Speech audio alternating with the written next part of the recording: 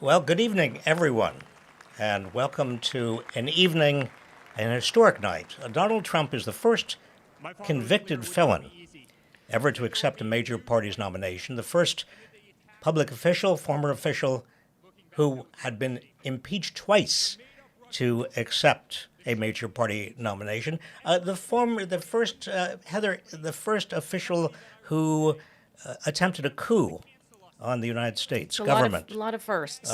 To accept a major party's nomination. In any event, 3 weeks ago, Heather Lofthouse and I were with you at the debate. Many people thought you liked that. You liked the comfort of having some company in that what turned out to be a fairly painful evening. And you asked us to do it again. Well, this may be an equally painful, if not more painful evening. But we thought it was an opportunity also to take a look with all of us at Donald Trump, what he represents, what this convention has actually been. And thank you so much, Heather Lofthouse. Here we are. For joining. Well, I'm glad to be here with you and everyone else who finds, I don't know, like you said, comfort watching it together. But here we are, Republican National Convention 2024. What has struck you? What themes or what notables do you have for us? Well, a number of, just watching the Reverend Franklin Graham just now. I remember his father, Billy Graham. But Billy Graham became more and more of an evangelical. He was a very close friend of Richard Nixon's. And Billy Graham actually left the political stage and left it to essentially his son, Franklin Graham.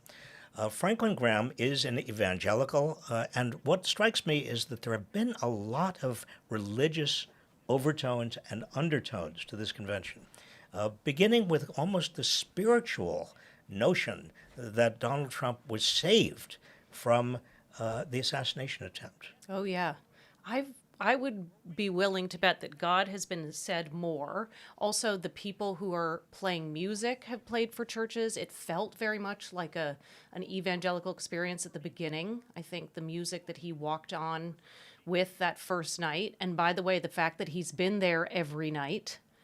Well, he has been there every night, and this is really a way of getting attention because a lot of people want to see him. Yep. And there's nothing else that goes on at this convention. At most conventions, nothing else happens. But given the proximity in time to the assassination, and given the extraordinary sense that some people have, particularly Republicans, that he is a martyr somehow, that God he was saved. That he was saved, and he was saved for this purpose. This convention has made the most of that. Oh, it really without has. Actually, well, they've said it over and over again. Yeah, they really have. All the different people who are speaking, right? Entertainers, politicians, new politicians, old politicians, media personalities. It's wild. I mean, I feel like the whole convention has been camera on speaker, camera on Trump, taking in speaker, camera on Trump. I mean, just back and forth. And then some crowd shots of people with hats and lanyards and cowbells. And then a little J.D. Vance. And little J.D. Vance beard.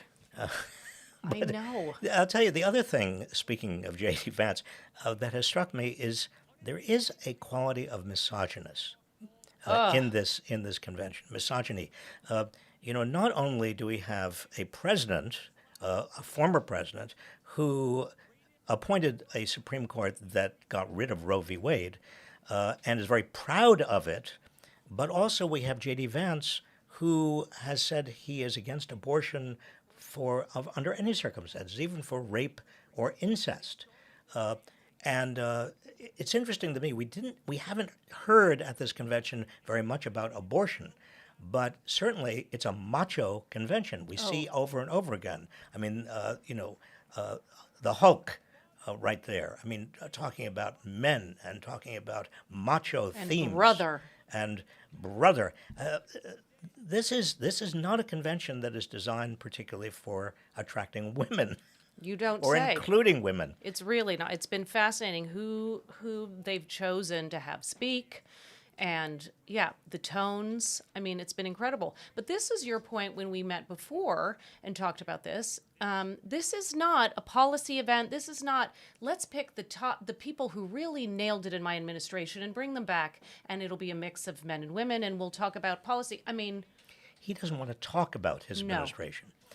In fact, he's called a former president, but actually there is a kind of indulgence in collective amnesia Yes. about what happened. There's no mention, obviously, of January 6th, Yep. of people who were involved in January 6th.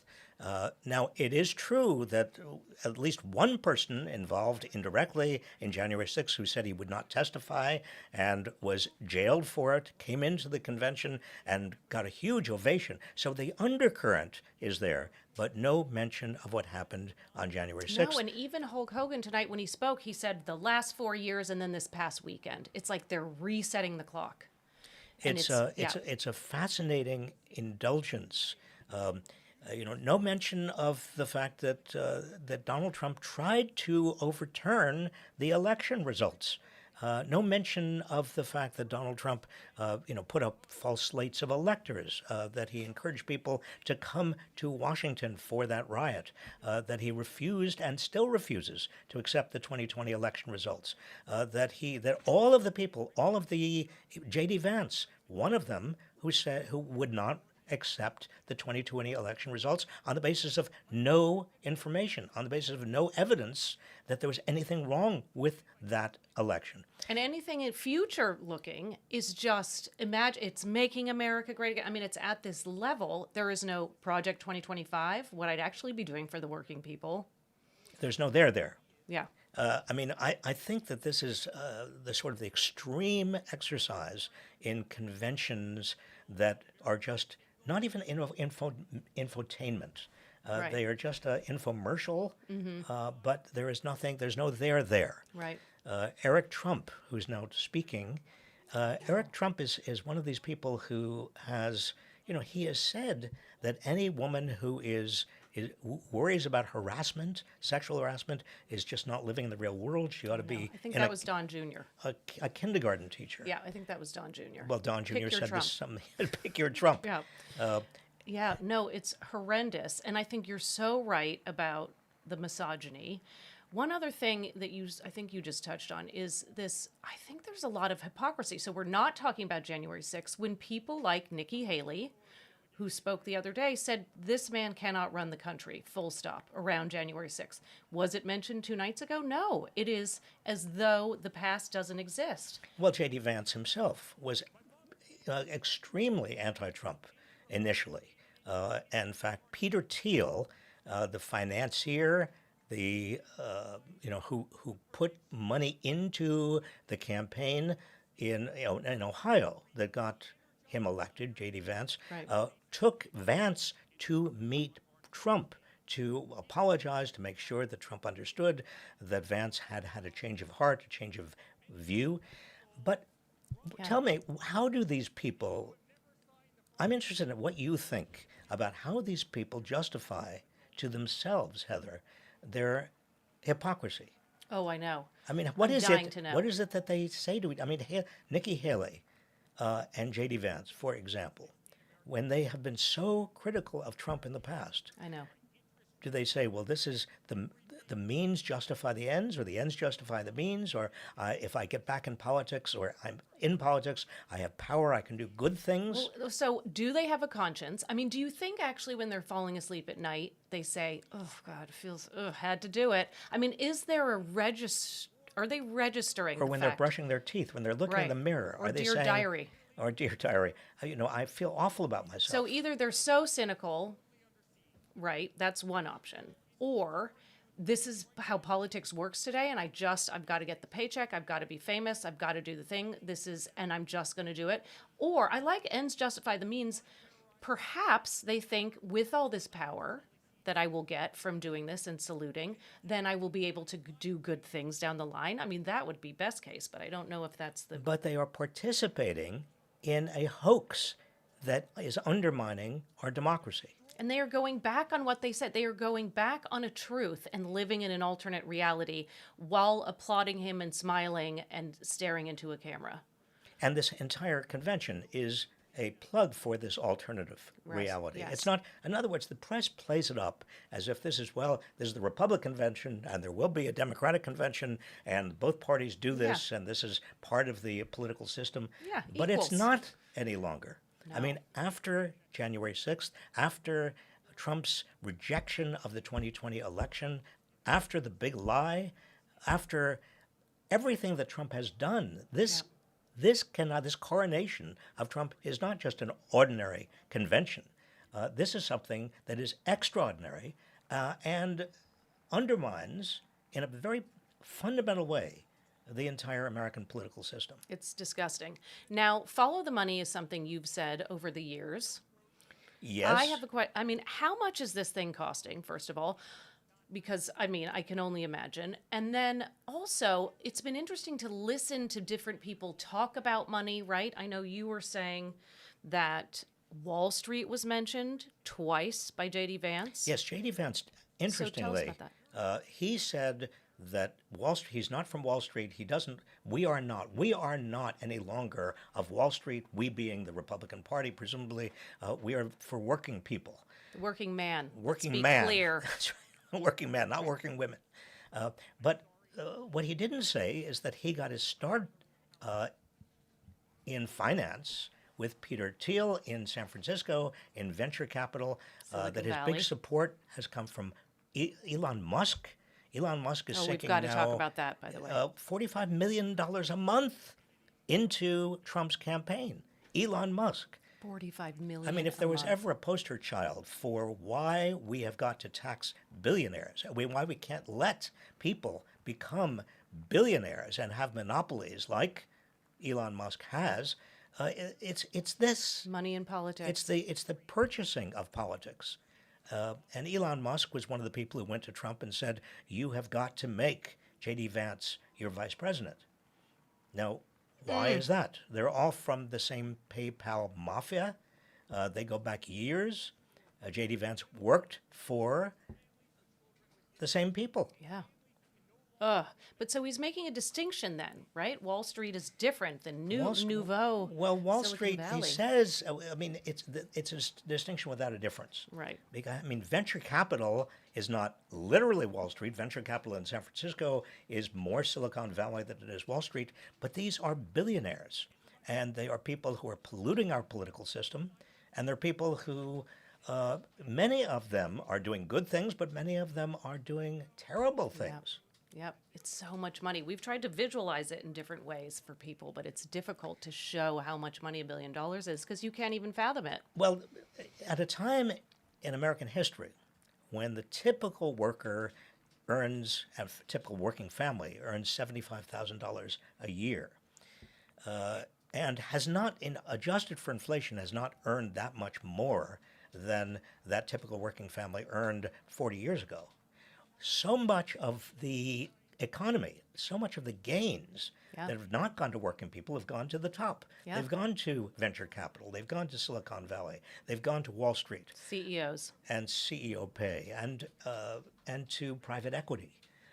And this is the reality that so many people intuitively understand. This is why they're so angry at the system, Heather. But the Democrats, instead of becoming economic populists and saying, look, we can't have this any longer. This is wrong. This is ruining our democracy. The Democrats are drinking at the same trough as the Republicans in terms of campaign finance. And they've usurped the message this week in a compelling way. I mean, well, look at the head of the Teamsters. Is the lead-off speech at the Republican National Convention. I just want to time check. So it's 7:00. Yes. So you and I are getting ready. We to are. do commentary and fact checking. I'm getting ready. I'm ready as I'm going to be. But my here expectations are fairly low. I mean, I think a Donald Trump speech is, let's face it, a Donald Trump speech. Now, he's going to be reading from a monitor. There's a difference between a Donald Trump speech when he reads from a monitor and when he doesn't. But the big question in my mind is how much red meat is going to be in that monitor speech? Or is he going to try to tone it down? Or is he going to try and tone it down and not actually do that? I mean, it may be his intention, and his aides have told him to do that, including to stay in line with this, recovering from a horrific assassination attempt. Well, I think listen very, very carefully, because this is, given that it's a monitor, he's reading from the monitor, given that somebody has obviously written it. Now, Trump may have looked it over, but one of his aides or a group of his aides have written it. There is some strategy in mind. Oh, for sure. So what is that strategy going to be? I think it is going to be to deliver a strong anti-democratic, big D, anti-Biden, anti-Harris. And I think we're going to hear a lot of anti-Harris, because they are worried that maybe Biden is not going to stay in the race very much longer. It's going to be Kamala Harris, and there are going to be a lot of references to they. Listen for how many times you hear the pronoun they. Yes. Undifferentiated, unspecified. Right. But a horrible they who are trying to do what? Trying to undermine the working class, trying to ruin America, trying to do this or that. And sometimes it'll apply to immigrants, I'm sure, in his sentences, right? But when they use they, yes, they're talking about immigrants, but they're also talking about the deep state.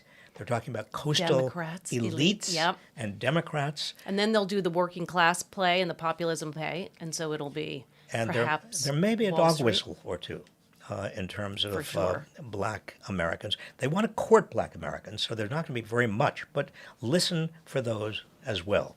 Those are very carefully thought out in advance. Anything else you are going to be listening for? Well, I think it's so interesting to think about his lies, right? So I was going back and forth with this psychiatrist who was saying on an email, who emailed You're us. a psychiatrist. Not That's mine, nice to no, share and with not us. yours. Oh, I know, no. But somebody's, he teaches at a medical school, but we were talking about, or he was saying the difference between lies and untruths, and how a child who's 3 years old, developmentally, doesn't mean to lie, because lying means I know that outside of my brain is someone else with a brain, and I'm going to try and deceive you. You have to have a certain minimum degree of empathy. Yes. To and self-awareness. To be upset about a lie.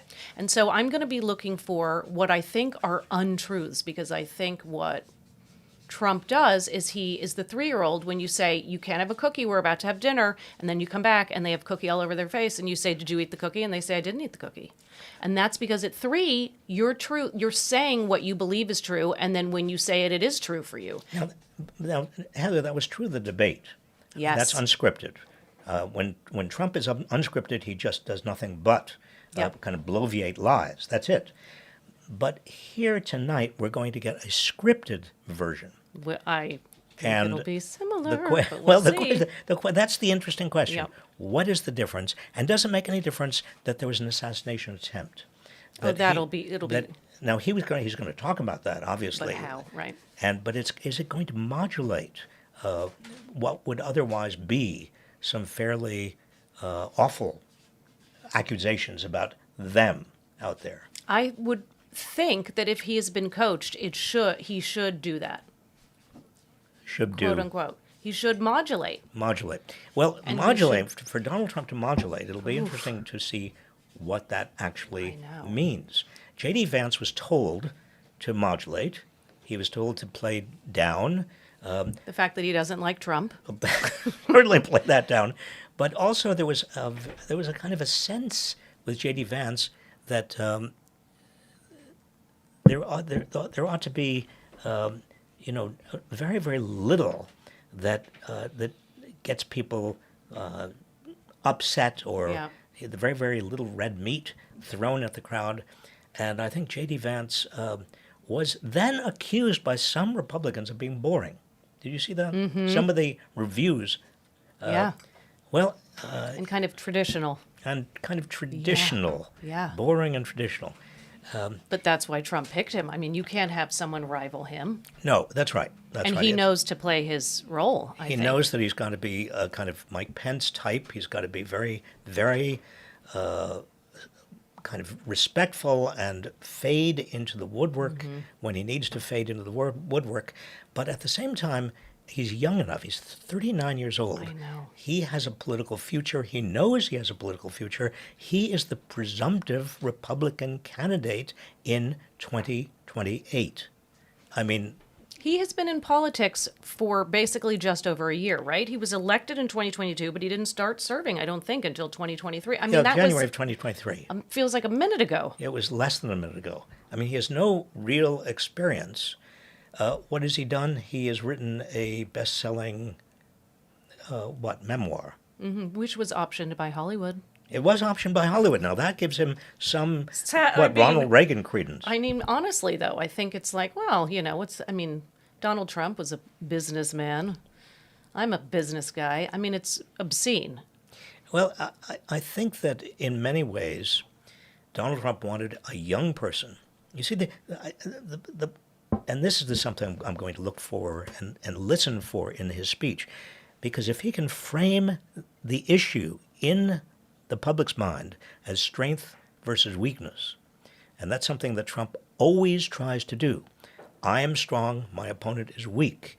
And given that Joe Biden let's face it, he appeared 3 weeks ago tonight as extraordinarily weak At the debate. at Right. the debate. And Joe Biden now has COVID. And, here we have a president who looks and acts 81 or older versus Trump, but also Vance, a 39-year-old. Two men. And again, the notion is strength. Yep. And Macho. the other thing, so we've talked about, there's been a lot of mention of God. There's been a lot of mention of maleness in various forms, right? He came out to, what song was it? It's a Man's World. Did you see that? That's right. I mean, come on. But now there's a lot about family, too, which also feels religious. And I think J.D. Vance said family and grandpa. I mean, they don't really say grandpa too much because I don't think he loves that concept. But remember, it's a family that is very traditional, where the male is the dominant figure in that family. And one thing that Vance has talked about in the past is that the new economy has disempowered men.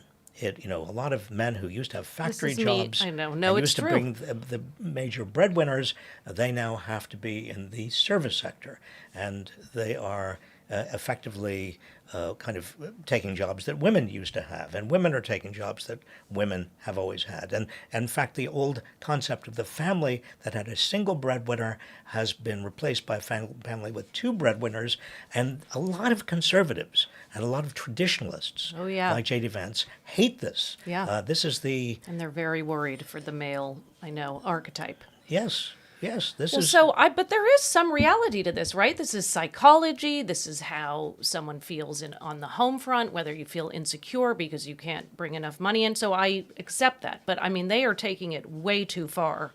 Well, this is one of the major features of neo-fascism. Yes. It is the male hierarchy in which the male warrior, and it is a male warrior, takes precedence and is prominent and is the most important person in a family and the most important people in a community.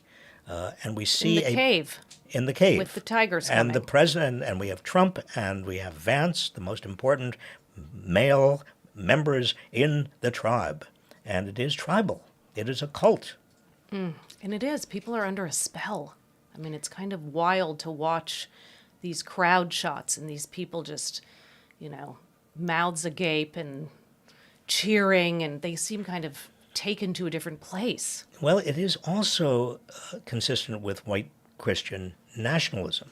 The evangelicals, the numerous mentions of God, the notion that Trump has been saved for this role, and the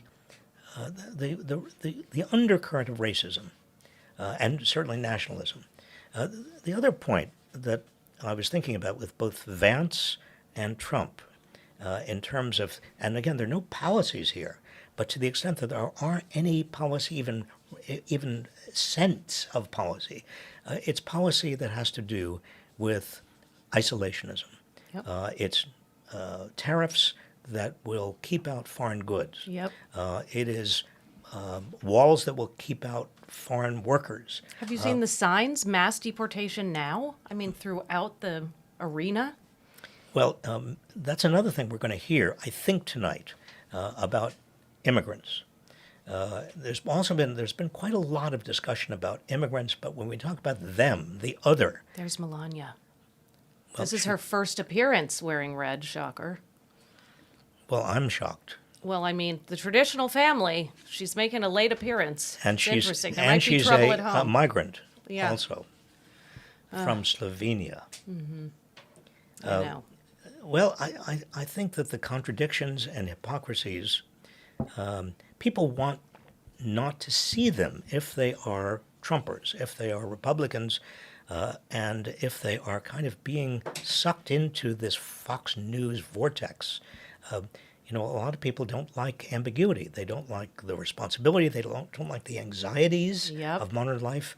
And if they can have a strong man, I mean, that was Mussolini, that was Yeah. Hitler, that was Franco, the idea of a strong man who will take from you all of the responsibilities and all the anxieties. You just give of yourself, you give up your own volition, you give up your agency, and you let the strong man take over. Right, but I think there's also the triangle, right? So it's the strong man, but then the other. So the theys, back to your point about this pronoun of just. So it feels safer and better to not live in the nuance and complexity and the torture of your own reality and your own anxieties.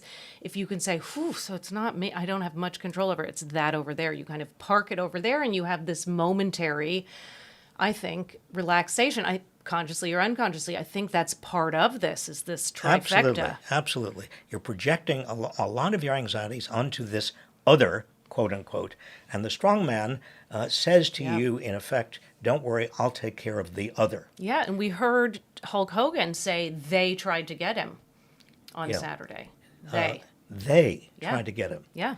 And that, again, is something I think when we do hear Donald Trump speak tonight, let's keep track of who the they are. Yes. How does he define they? Right. Because you're absolutely right. The undercurrent, the under structure of this speech is probably going to be very much about, I am strong enough, and now we have the next generation with regard to Vance. J.D. Vance. Yeah. We are strong enough to take on them, the enemies of America, the enemies of you all, of average working people. Yeah. It's their fault over there, not yours, and I'm going to save you. I mean, it can be reduced that much, right? Exactly. Okay, well, here we go. We've got to wait. So we saw Melania, which was interesting. She hasn't been, but a lot of the other family, I don't know if Ivanka was there. Yeah, I saw Ivanka was there. Okay. No, oh, yeah, that's right. I almost got the wrong parent. So here's what we'll do. As soon as it starts, I think what we can do is we can press pause and just quickly, when there's an egregious something where we want to comment, just thinking back to how people processed our debate night. So we'll do a quick pause and we'll say something and then we'll keep going, but very quick. But so we will do that. And then I think afterwards we will have some concluding analysis. Yes, I just wanted to point out this video was provided by the Republican National Committee. This is the video that introduces Donald Trump. This is called free advertising. Yes. And it has become part of every convention. But here they are lionizing Donald Trump. They are making him larger than life. They are making him into somebody who is invincible. And they are also, by implication and sometimes directly, talking about Biden as being weak. Yep. And I think they pick screenshots of him, when he's mid-sentence, and then they say, there he is. But so this is free airtime. But the the premise is that it's for both parties get it. So, and it's your choice to use it as you wish, basically. That's what's happened. I mean, remember, the conventions no longer have any kind of a function I know, a real, other than simply an infomercial. there's no decision point. I mean, we kind of, nothing. There's nothing there. I mean, there. you got the VP reveal, but was that the only news item? Well, it'll be basically. interesting to see, Heather, if the Democrats actually decide to have an open convention, or if there is any kind of movement by any other potential Democratic candidates if Joe Biden decides not to run.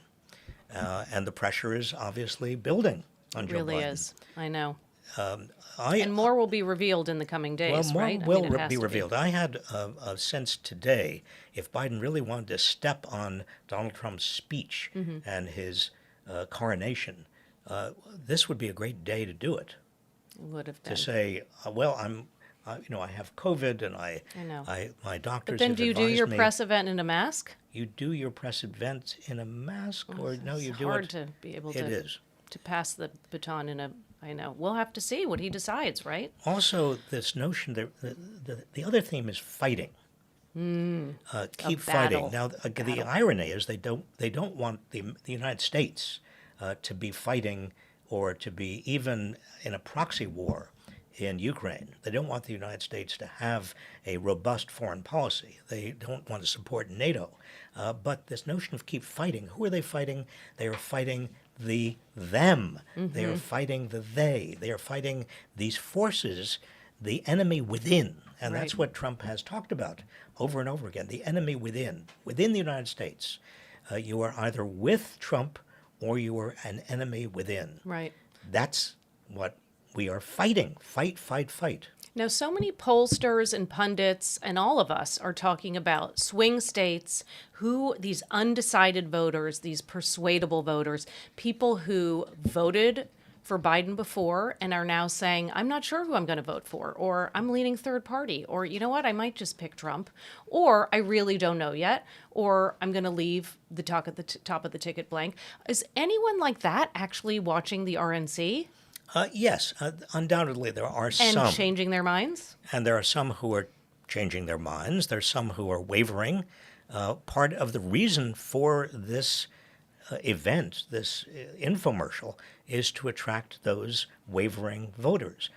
Some independents, some people who had voted for Biden last time around in 2020, but now are not sure.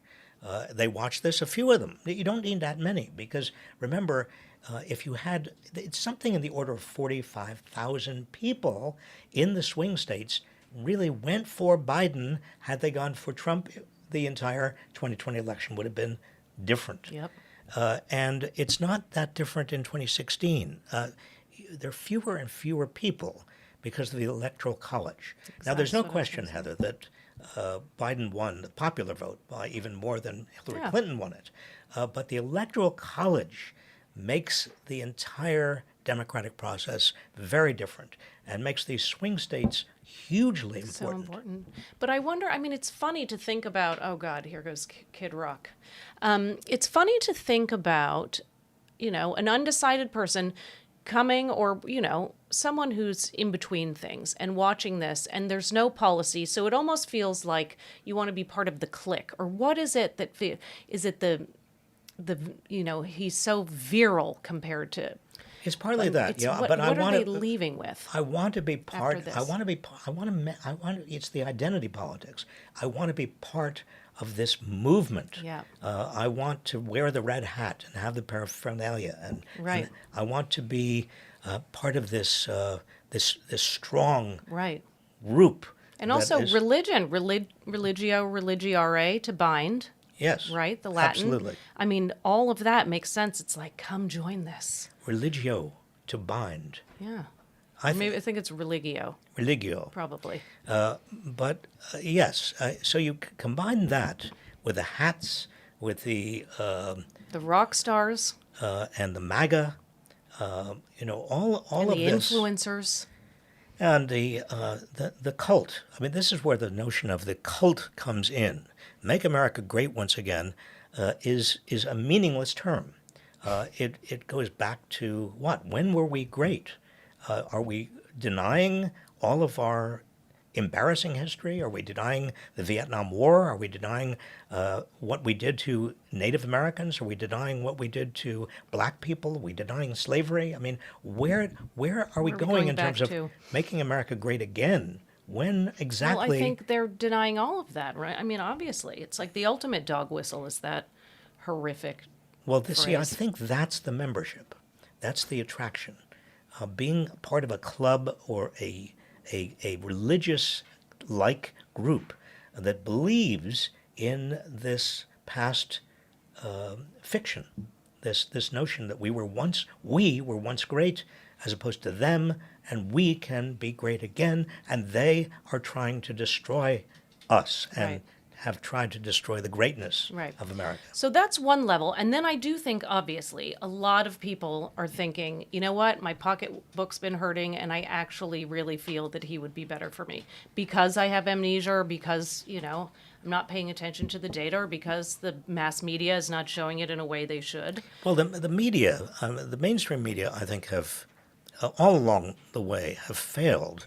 Failed, number one, to remind people of what the Trump administration was like. People, again, there's a kind of a fog that sets in, and I'm guilty of it. Everybody is. We all tend to view the past through rose-colored glasses. Of course. We tend to forget how bad things were. We I don't. think we're built to do that. Otherwise, we would be, Yeah, very depressed I if we think thought about it. It's like we when are- you have a baby and you say never again, and then you're like, maybe just one more time. I mean, It's not actually, happened to me. chemically, But yes, Yeah. yes, and it's also true with regard to the media's failure to talk about the Trump presidency. Again, with regard to the big lie and the attack on the Capitol, Right. and his attack on the judiciary. All of things that would, in any other democratic system, probably disqualify somebody from Right. running for president. I have friends abroad who say, I can't believe this man I know. who is an indicted, or not an indicted, he was convicted, a convicted criminal who So many orchestrated counts. an attempted coup is you're allowing him to run again? I know. Allowing, encouraging. So, I mean, it's so interesting. So I think up next is the head of the UFC, because when in doubt, let's not have more politicians up there. Let's have more CE bros. Yeah. CE bros. But I was going to say, I feel naive. Sometimes I feel naive, and I should have a sign that says naive. I think that this is one of my moments.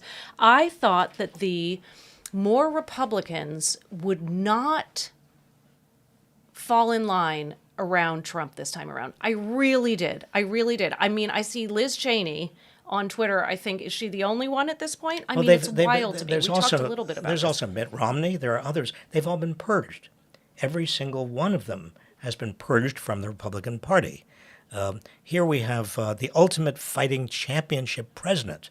Now, What again, do you mean misogyny? I don't know what you're talking. What do you mean manliness, macho? I mean, this is The macho convention. this is another ultimate fighting Macho championship. mayhem. I know. I mean, But so you remember that. But so when Trump first got on Twitter, TikTok, the first video that blew up was him at a UFC fight, and everyone kind of chanting and lights and it's this same kind of, they did that on purpose. You know what that I'm was his hoping, first big video. and maybe this is naive. Talk about naivete. need a sign. I'm hoping that the women of America overwhelmingly vote against Donald Trump. I'm hoping too.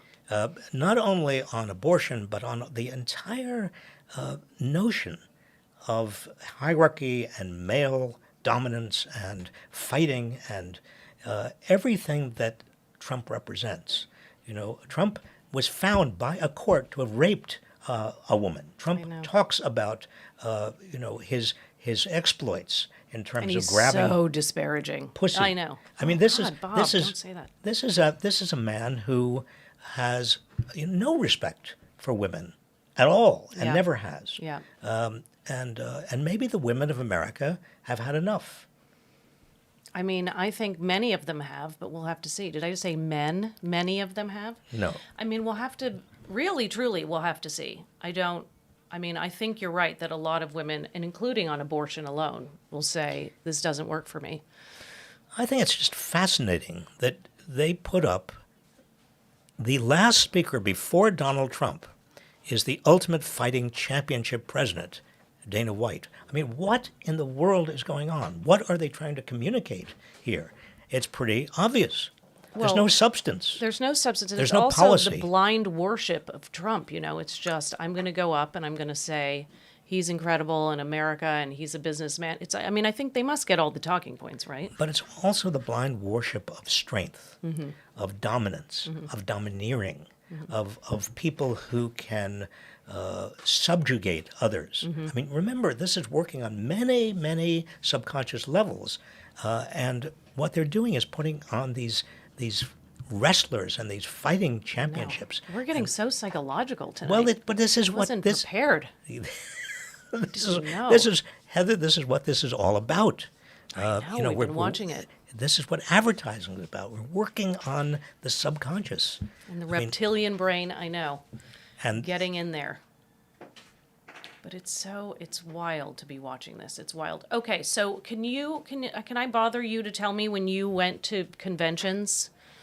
I went to the first one I went to was the 1988 Democratic Convention in Atlanta, Georgia.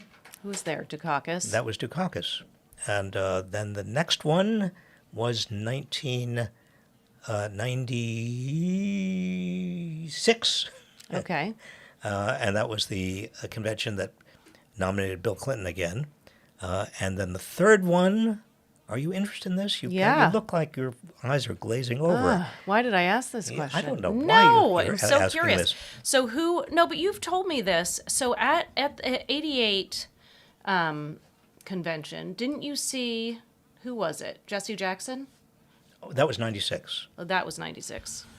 Yes. What's that story? That's a goodie. That was when I was just about to address a state delegation. Jesse Jackson had finished addressing them, and he came, and they were all cheering. Remember, this is a Democratic convention, and Jesse Jackson was coming down off the stage. I was coming up. We passed on the stairway, and he said to me, he whispered to me, he said, "Dick Morris is toast." Oh, right. And I said, "Well, why is Dick Morris toast?" And he said, "He's been sucking toes." Oh, I said, no. What? And then he just left, and I didn't have time to find out. So I had to address this No. delegation Off of that? off of the Dick Morris sucking toes in my head. I mean, But so politicians have always been dirtbags? This is shocking. well, let's put it this way. I think to become a national politician, to run for the presidency, or to be close to a politician in terms of a Dick Morris advisory role, if you're a man especially, not exclusively, but I think especially if you're a man, it brings out some aspects of sort of narcissism, a kind of a male-dominant narcissism. Now, Trump is coming on. Speaking of male-dominant narcissism. Yeah. Also, the UFC CEO is a big union buster. Yes. And that's important to note, Yeah. that the UFC fighters don't get health care, Heather, or any other benefits.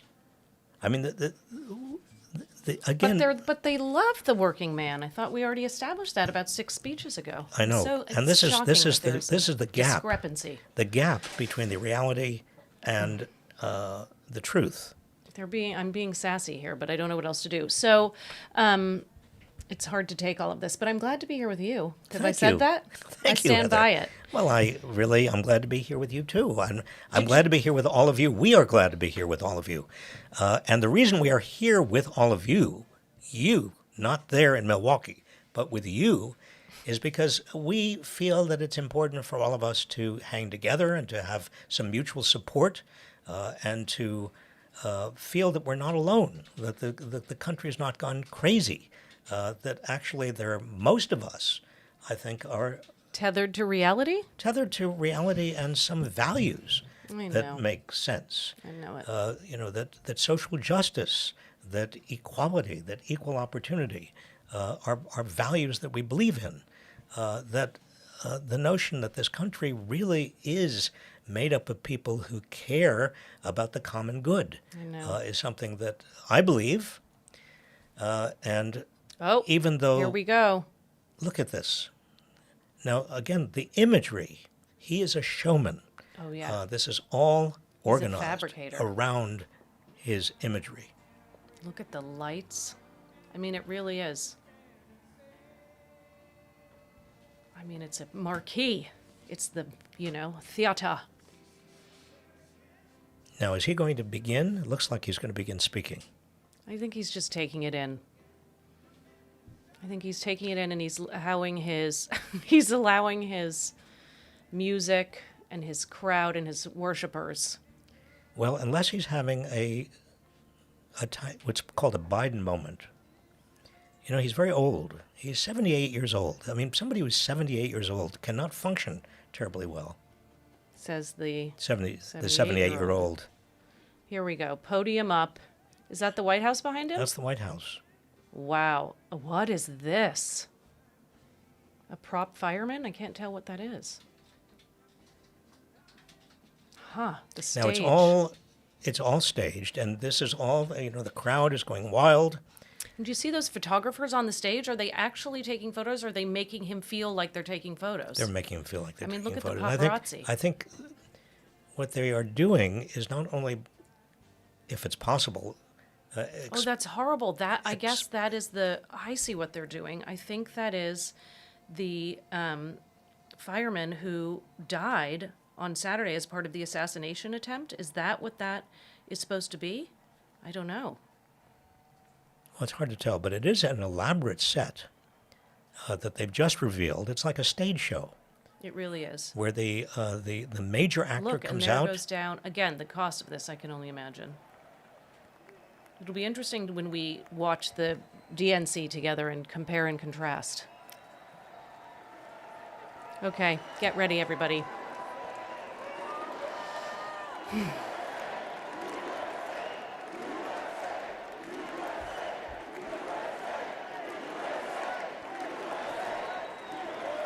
Thank you very much. Thank you very, very much. Wow. And thank you, Dana. Thank you, Kid Rock, sometimes referred to as Bob. And thank you, Lee, right from the beginning. Thank you very much. What a talent. What a beautiful, beautiful song. Thank you. Friends, delegates, and fellow citizens, I stand before you this evening with a message of confidence, strength, and hope. 4 months from now, we will have an incredible victory, and we will begin the 4 greatest years in the history of our country. Together, we will launch a new era of safety, prosperity, and freedom for citizens of every race, religion, color, and creed. The discord and division in our society must be healed. We must heal it quickly. That's ironic. As Americans, we are bound together by a single fate and a shared destiny. We rise together or we fall apart. I am running to be president for all of America, not half of America, because there is no victory in winning for half of America. Listen to this. This is interesting. So tonight, with faith and devotion, I proudly accept your nomination for President of the United States.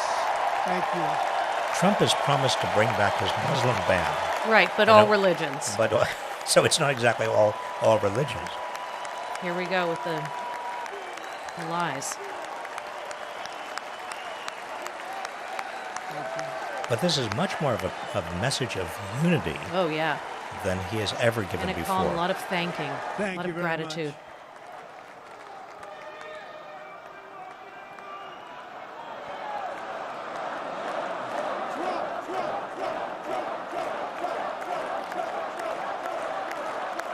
This is where it becomes Thank you very much. cult. And we will do it right. Going to do it right. I don't know what that means. Let me begin this evening by expressing my gratitude to the American people for your outpouring of love and support following the assassination attempt at my rally on Saturday.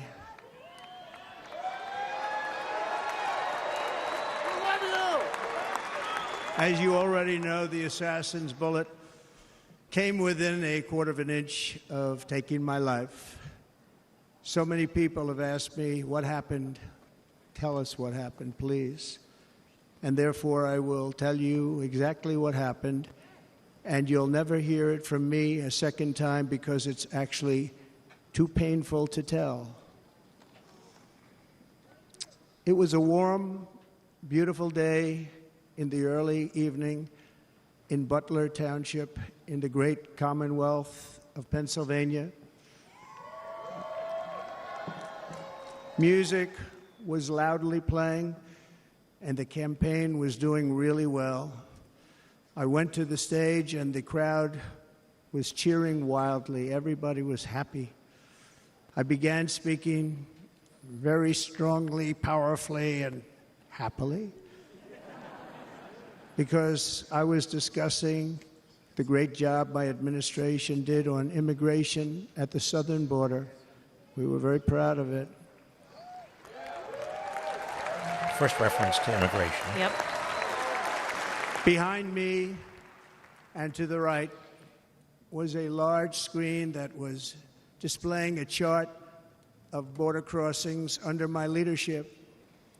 The numbers were absolutely amazing. In order to see the chart, I started to, like this, turn to my right and was ready to begin a little bit further turn, which I'm very lucky I didn't do, when I heard a loud whizzing sound and felt something hit me really, really hard on my right ear.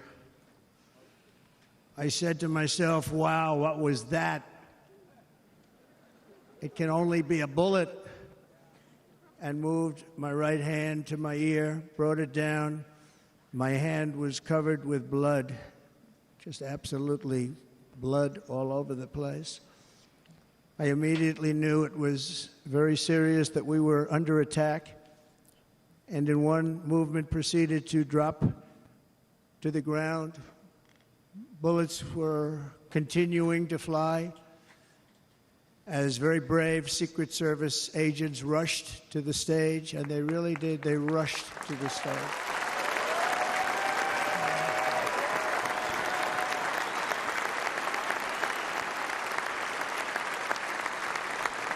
These are great people at great risk, I will tell you, and pounced on top of me so that I would be protected.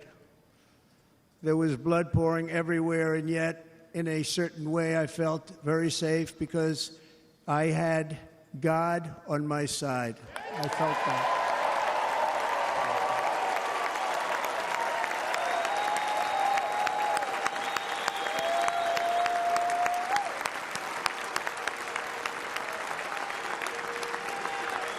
The amazing thing is that prior to the shot, if I had not moved my head at that very last instant, the assassin's bullet would have perfectly hit its mark, and I would not be here tonight. We would not be together. The most incredible aspect of what took place on that terrible evening in the fading sun was actually seen later. In almost all cases, as you probably know, and when even a single bullet is fired, just a single bullet, and we had many bullets that were being fired, crowds run for the exits or stampede, but not in this case. It's very unusual. Now, what's the point he's making there? This massive crowd of tens of thousands of people stood by and didn't move an inch. In fact, many of them bravely but automatically stood up looking for where the sniper would be. They knew immediately it was a sniper. And then began pointing at him. You can see that if you look at the group behind me. That was just a small group compared to what was in front. Nobody ran, and by not stampeding, many lives were saved. But that isn't the reason that they didn't move. The reason is that they knew I was in very serious trouble. They saw it. They saw me go down. They saw the blood and thought, actually most did, that I was dead. They knew it was a shot to the head. They saw the blood. And there's an interesting statistic. The ears are the bloodiest part. If something happens with the ears, they bleed more than any other part of the body. For whatever reason, the doctors told me that. I said, why is there so much blood? He said, it's the ears. They bleed more. So we learned something, but why are we talking as much about this in as much detail? Well, it's very hard for him to talk about they it. This beautiful crowd, they didn't want to leave me. They knew I was in trouble. They didn't want to leave me. Because they adore him. You can see that love Well, they're written worshipers. all over their faces. Incredible people. They're not traitors. They're incredible people. Bullets were flying over us, yet I felt serene. But now the Secret Service agents were putting themselves in peril. They were in very dangerous territory. Bullets were flying right over them, missing them by a very small amount of inches. And then it all stopped. Our Secret Service sniper, from a much greater distance and with only one bullet used, took the assassin's life, took him out.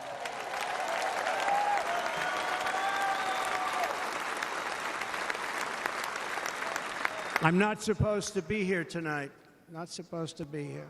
Trump, made it easier for mentally ill people to buy guns by removing mental illness from background checks. Heather. Oh, there were a lot of mass shootings. Under Trump, America suffered more than 1,700 mass shootings. We're not talking about that part, obviously. Thank you. But I'm not. And I'll tell you, I stand before you in this arena only by the grace of Almighty God.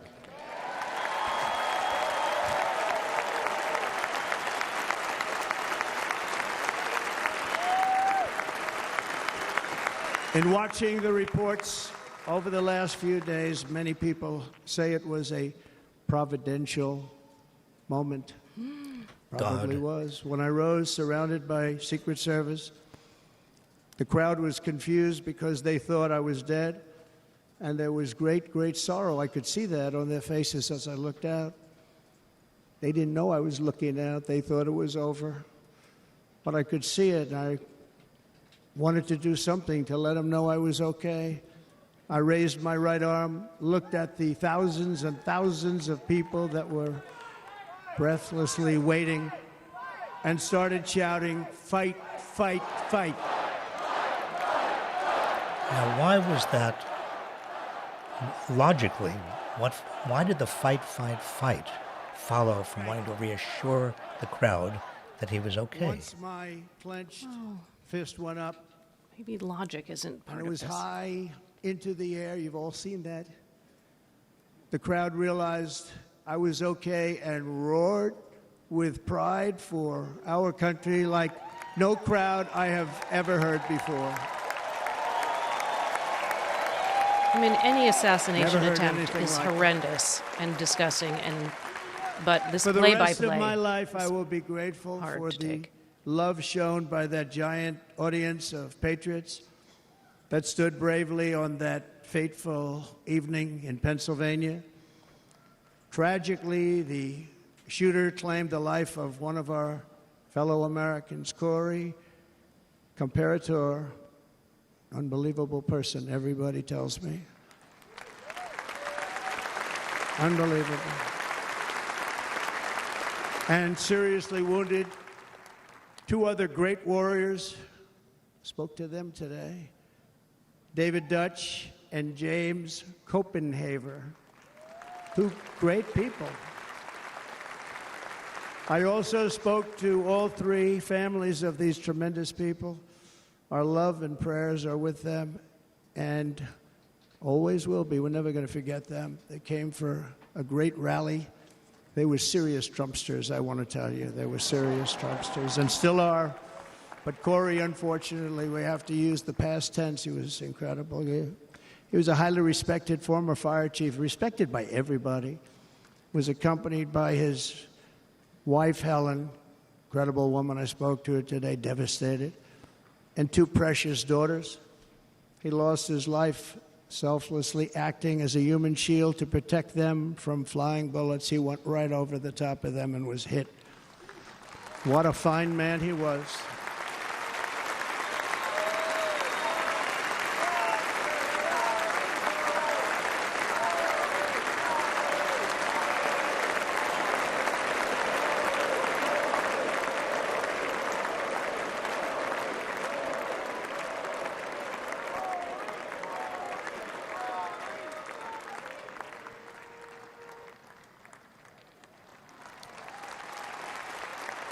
Oh, please.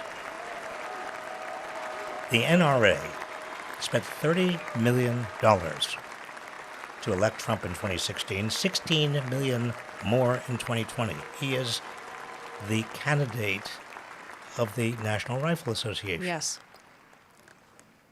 I want to thank the fire department and the family for sending his helmet, his outfit, and it was just something, and they're going to do something very special when they get it. But we did something which cannot match what happened, not even close. But I am very proud to say that over the past few days, we've raised $6.3 million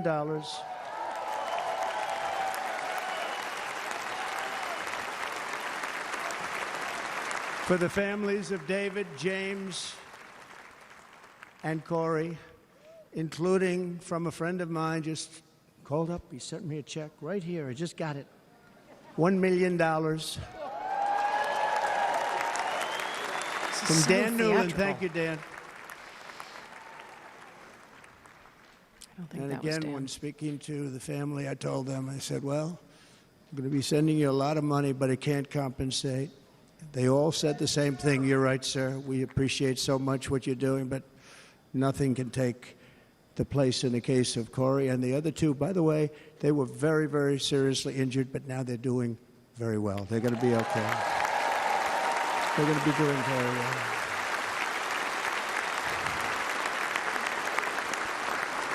They're warriors.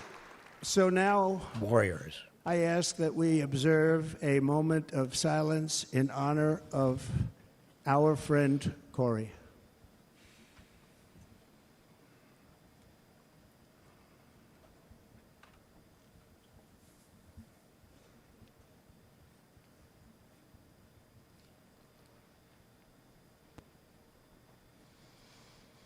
There is no greater love than to lay down one's life for others.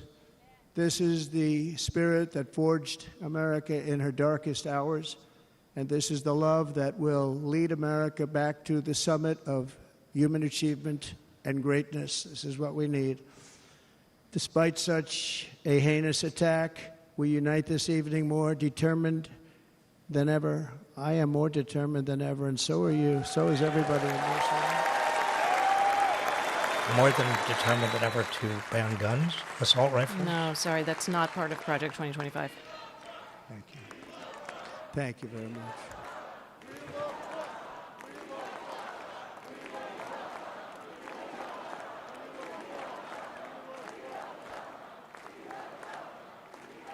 Not too many black faces. Our resolve is unbroken and our purpose is unchanged to deliver a government that serves the American people better than ever before. Nothing will stop me in this mission because our vision is righteous and our cause is pure. No matter what obstacle comes our way, we will not break, we will not bend, we will not back down, and I will never stop fighting for you, your family, and our magnificent country. Never. Fighting against whom? he back on teleprompter? He's back on teleprompter. Yep. And everything I have to give with all of the energy and fight in my heart and soul, I pledge to our nation tonight. Thank you very much. I pledge that to our nation. We're going to turn our nation around, and we're going to do it very quickly. Thank you.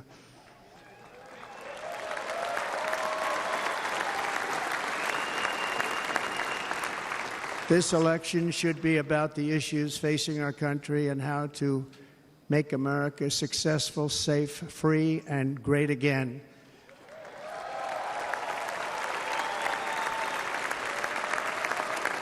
In an age when our politics too often divide us, now is the time to remember that we are all fellow citizens. We are one nation under God, indivisible, with liberty and justice for all. Heather, this is the man who divided the nation more than any man.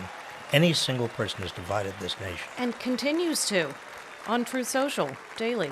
And we must not criminalize dissent or demonize political disagreement, which is what's been happening in our country lately at a level that nobody has ever seen before.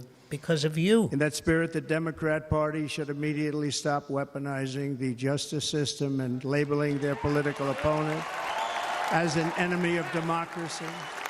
You label opponents vermin and promise mass Especially detention since camps.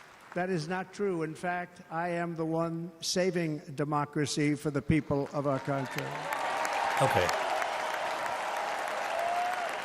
This, We need a bigger sign. a big lie. And 2020. very big news, as you probably just read, on Monday a major ruling was handed down from a highly respected federal judge in Florida. She's not highly Eileen respected. Cannon, finding that It's a the plant. prosecutor and the fake documents case against me were totally unconstitutional, and the entire case was thrown out of court. I've got to say, the With 11th all- Circuit Yeah. Court of Appeals has twice found that Eileen Cannon was wrong in delaying the trial. Twice. And Yeah. then the third time she's done it once more. She has a theory that it is that you can't have a special prosecutor. No, We've right. had special prosecutors Right. since Ulysses S. Grant right. in this Eileen, country. I know. Eileen. Publicity thrown out of court. If Democrats want to unify our country, they should drop these partisan witch hunts, which I have been going through for approximately 8 years. And they should do that without delay and allow an election to proceed that is worthy of our people. We're going to win it anyway, but worthy of our people. Trump has repeatedly On this said journey, I am deeply honored to be joined he'd by prosecute my political amazing opponents. wife, Melania.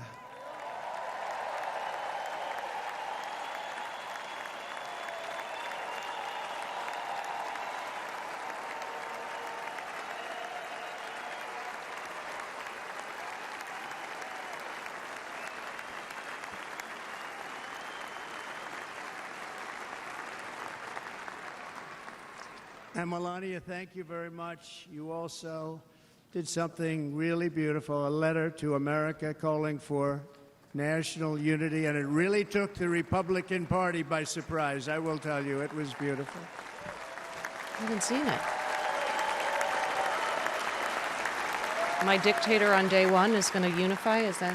Yes, he's going to be In the fact, some dictator very on day one. serious people said that we should take that letter and put it as part of the Republican platform. That would be an honor, wouldn't it? There is no Republican Right? platform. Mr. Congressman?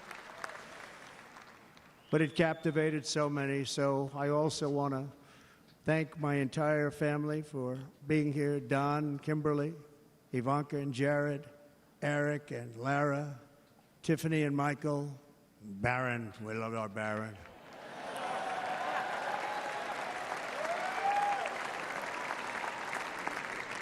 And of course, my 10 wonderful grandchildren. You saw a few of them up there on my lap before.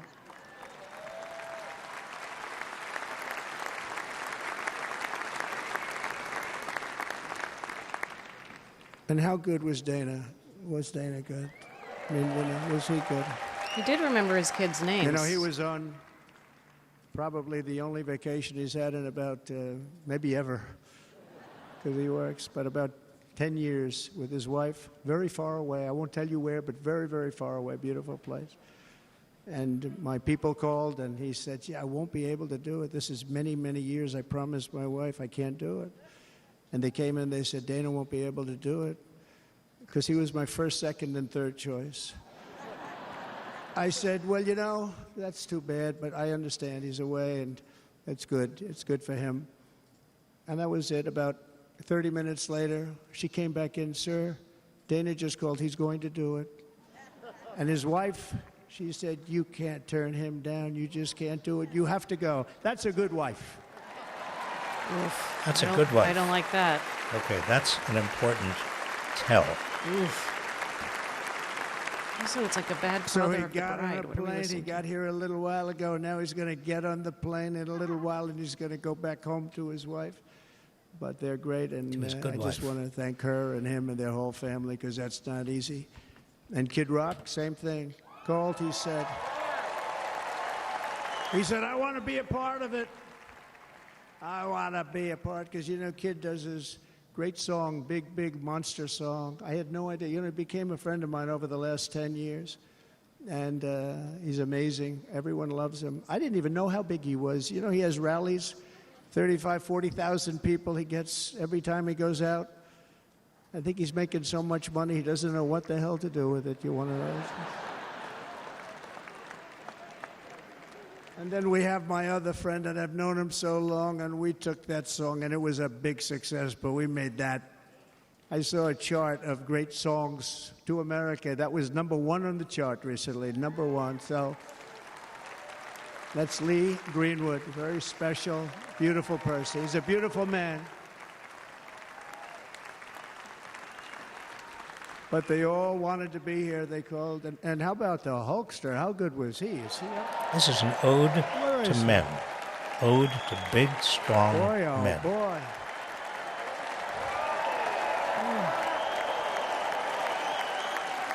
And their good little wives. Oh, it's making You know, me they may upset. call that entertainment. I know about entertainment, but when he used to lift a 350-pound man over his shoulders and then bench press him 2 rows into the audience, I say, maybe entertainment, but he is one strong son of a gun. I will tell you, I watched it many times. There aren't a lot of entertainers that can do that, right? You were fantastic. Thank you very much. Followed by Eric. What was that all about? Boy, that was good. I didn't want to really come up here. Ooh. But he was so great, and he's such a good young man. He went through a lot of trouble, and Don last night was incredible. He went through so much trouble. They got subpoenaed more than any people probably in the history of the United States. Every week they get another subpoena from the Democrats, crazy Nancy Pelosi, the whole thing. Just Crazy boom, boom, Nancy boom. Pelosi. Okay. Now he's They've got to stop that because they're destroying our country. We have to work on making America great again, not on beating people. And we won. We beat them in all. We beat them on the impeachments. We beat them on indictments. We beat them. But the time that you have to spend, if they would devote that genius to helping our country, we'd have a much stronger and better country. I can't follow what he's saying. no, they being Democrats. What happened to unity? And Jason, the biggest star in country music. Jason, thank you for being here. Jason, thank you very much. Jason Aldean, he's good. I like his wife even better, by the way. She's here. Thank you, Jason. So. But I'm thrilled to have a new friend and partner fighting by my side. The next Vice President of the United States, the current Senator from Ohio, J.D. Vance, and his incredible wife, Usha. This is all so bizarre. Just the roll call with the commentary.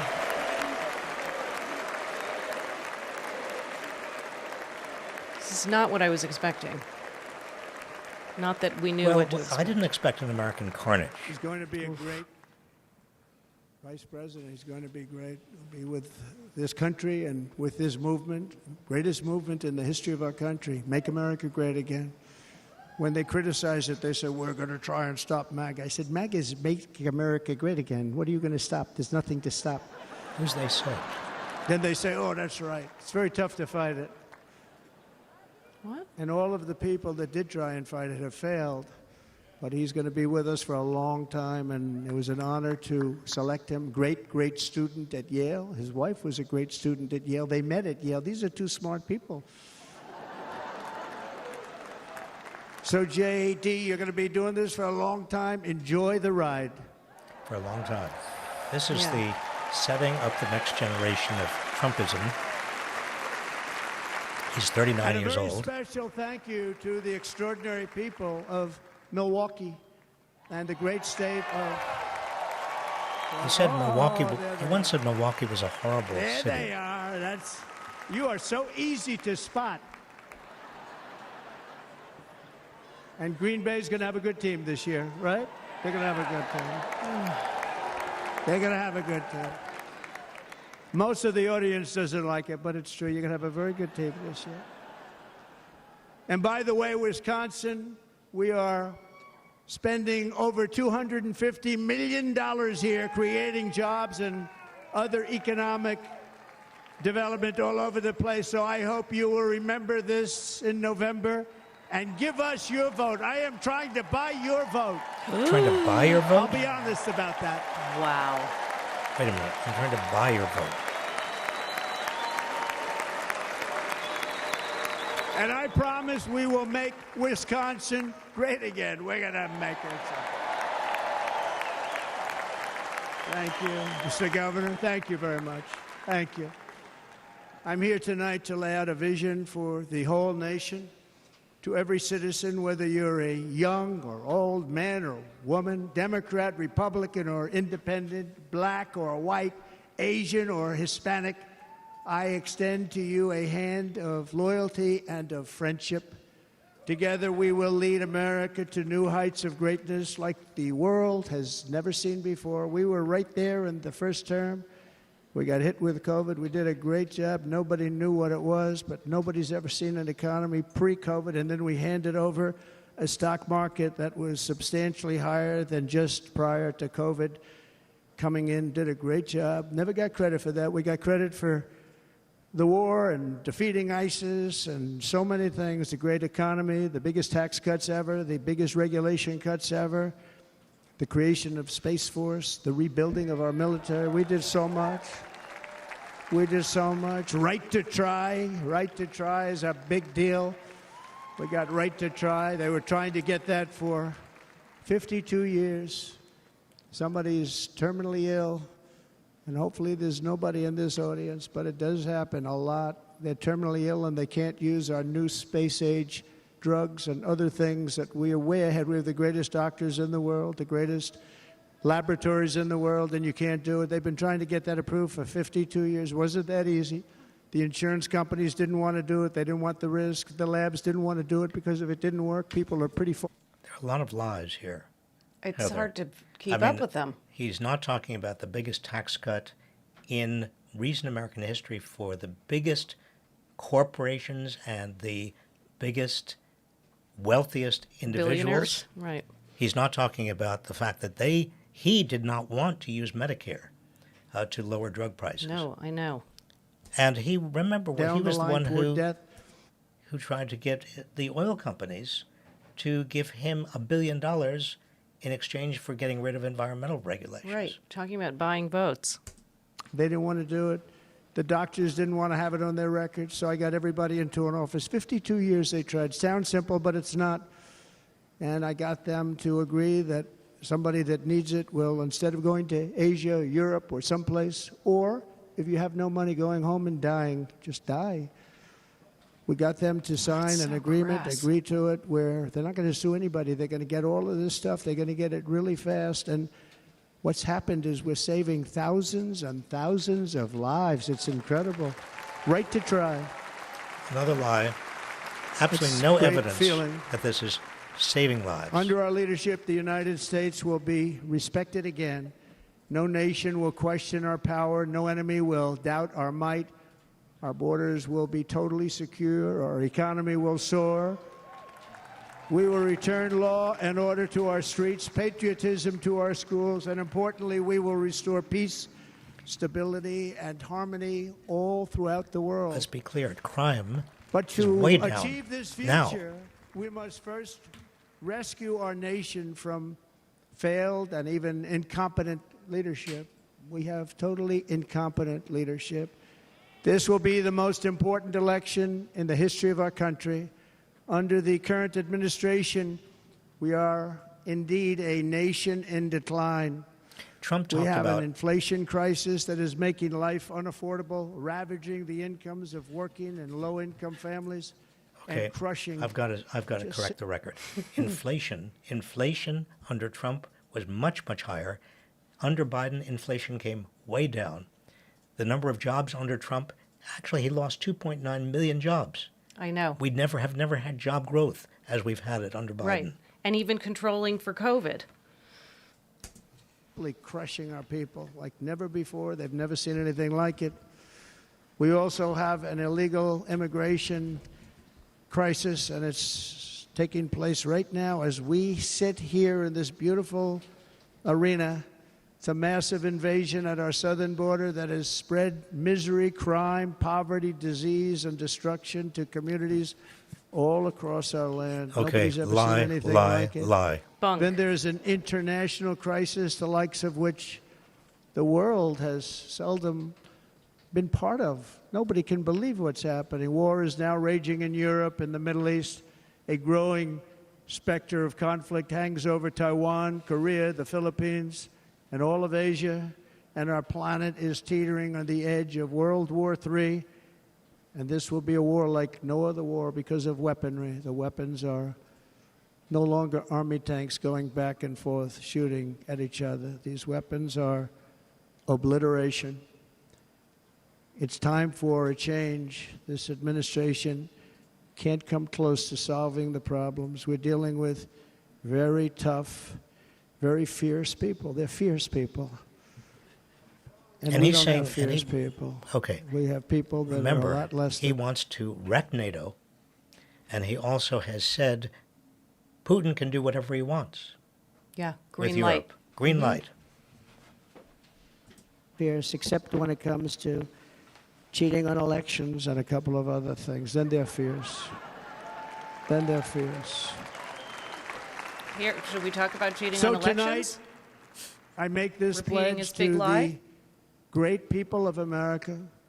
I will end the devastating inflation crisis immediately, bring down interest rates. 16 Nobel laureate economists have warned that Trump's economic plans would be an inflation bomb. They would spur inflation. Including the tariffs. And lower the cost of energy. We will drill, baby, drill. And half of the country is under a serious health heat watch right now because we've not done enough to contain fossil fuels. He wants to go even further in terms of drilling for fossil fuels.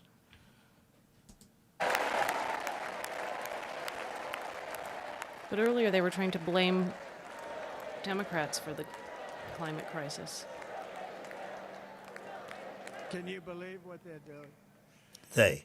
But by doing that, we will lead a large-scale decline in prices. Prices will start to come down. Energy raised it. They took our energy policies and destroyed them. Then they immediately went back to them, but by that time, so much was lost.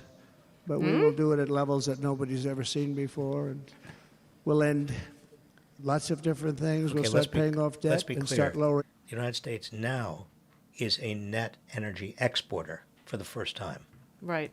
Now he's talking Liquid about natural gas. now he's talking about the debt. Taxes even further. We gave you the largest tax cut. We'll do it more. People don't. Nobody got a tax cut except the very, very rich and big corporations. And the deficit was blown Realize- up. I brought taxes way down, way, way down. and yet we took in more revenues the following year than we did when the tax rate was much higher. Most Another people lie. said, how did you do that? Because it was incentive. Everybody was coming to the country. They were bringing back billions and billions of dollars into our country. The companies made it impossible to bring it back. The tax rate was too high, and the legal complications were far too great. I changed both of them, and hundreds of billions of dollars by Apple and so many other companies were brought back into our nation, and we had an economy the likes of which no nation had ever seen. China, we were beating them at levels that were incredible. And they know it. They know it. We'll do it again, but we'll do it even better. I will end the illegal immigration crisis by closing our border and finishing the wall, most of which I've already built.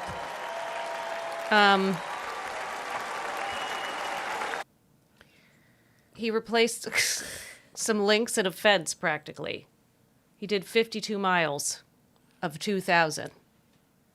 And look at the whole notion of an immigration crisis is something that he conjured up. I mean, illegal immigration. Fox News helped. Illegal immigration is way down.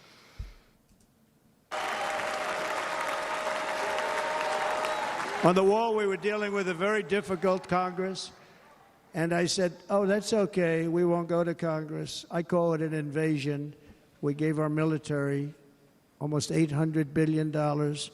I said, I'm going to take a little of that money because this is an invasion. And we built, most of the wall is already built.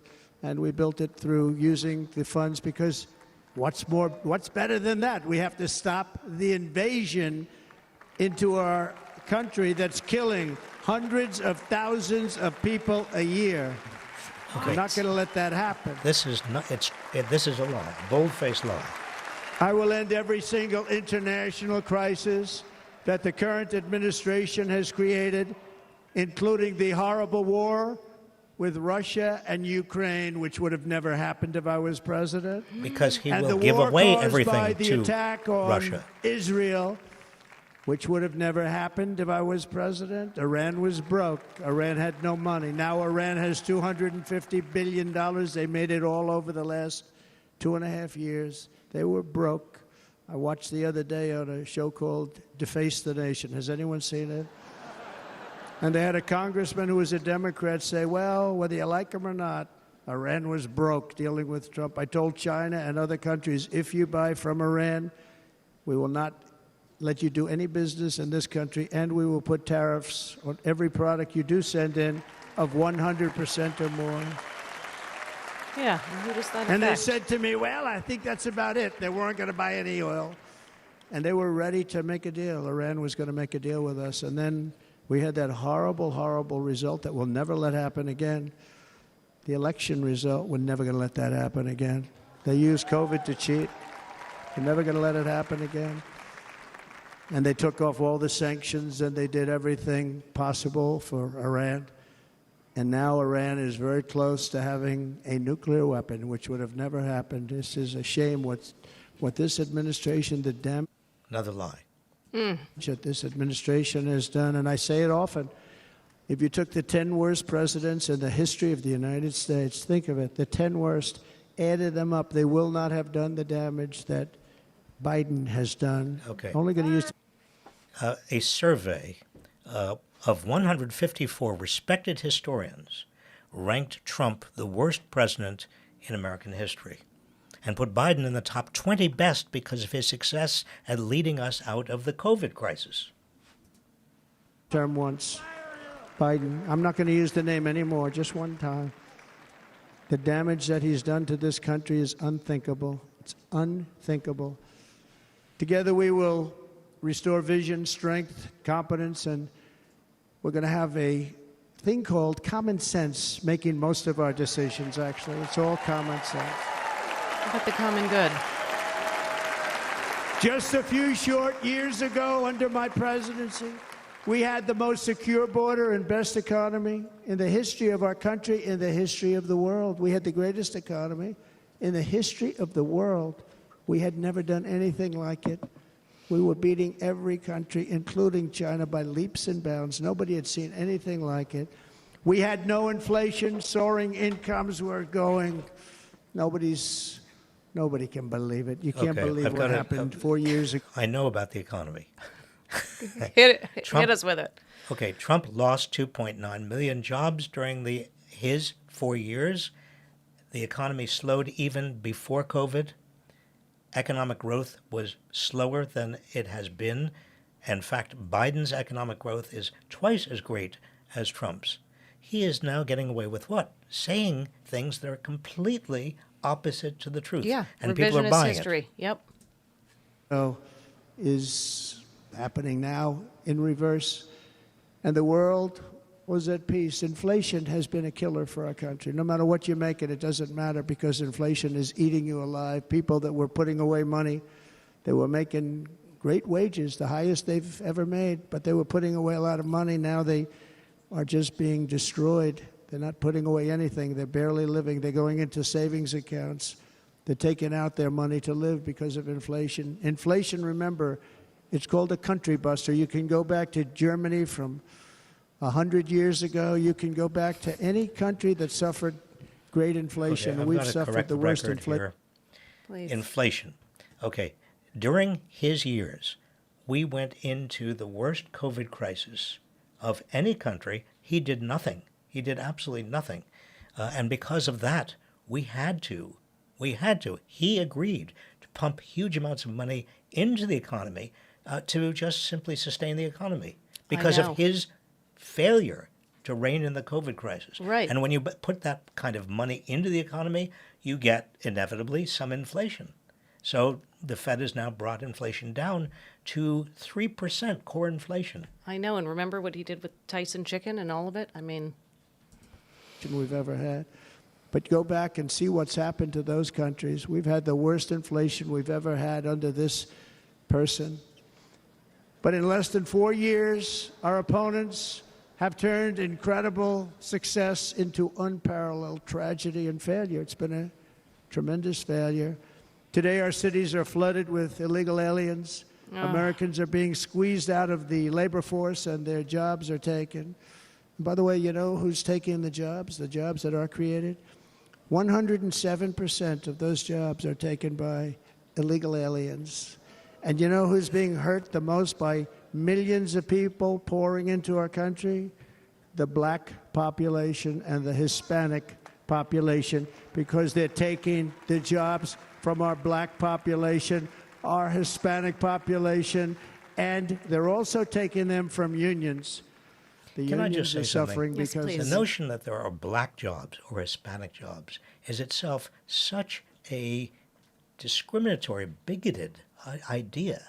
You know, I mean, how can, if you were a black person or if you were a Hispanic, if you were a Latino, how would you like it if somebody said, oh, well, that's a Latino job or that's a black job? I know. It Absurd. And more jobs were created in President Obama's last 3 years than in Trump's first 3. I mean, come on. He's just the jobs and the inflation lies. Thank you. Thank you. I like you too. Thank you very much. Inflation has wiped out the life savings of our citizens and forced the middle People, we class didn't into have a state of savings. depression and despair. That's what it is. It's despair and depression. We cannot and will not let this continue. Less than 4 years ago, we were a great nation, and we will soon be a great nation again. We're going to be a great nation again. He hasn't mentioned Project 2025, has No. he? Thank you. With And he proper won't. leadership, every disaster we are now enduring will be fixed, and it will be fixed very, very quickly. So tonight, whether you've supported me in the past or not, I hope you will support me in the future, because I will bring back the American dream. That's what we're going to do. You don't even hear We've about had the American record dream anymore. low unemployment, as you like to point out. With What's he gonna great bring back? humility, I am asking you to be excited about the future of our country. Be excited. Be excited. This is hard to. I'm glad we're together.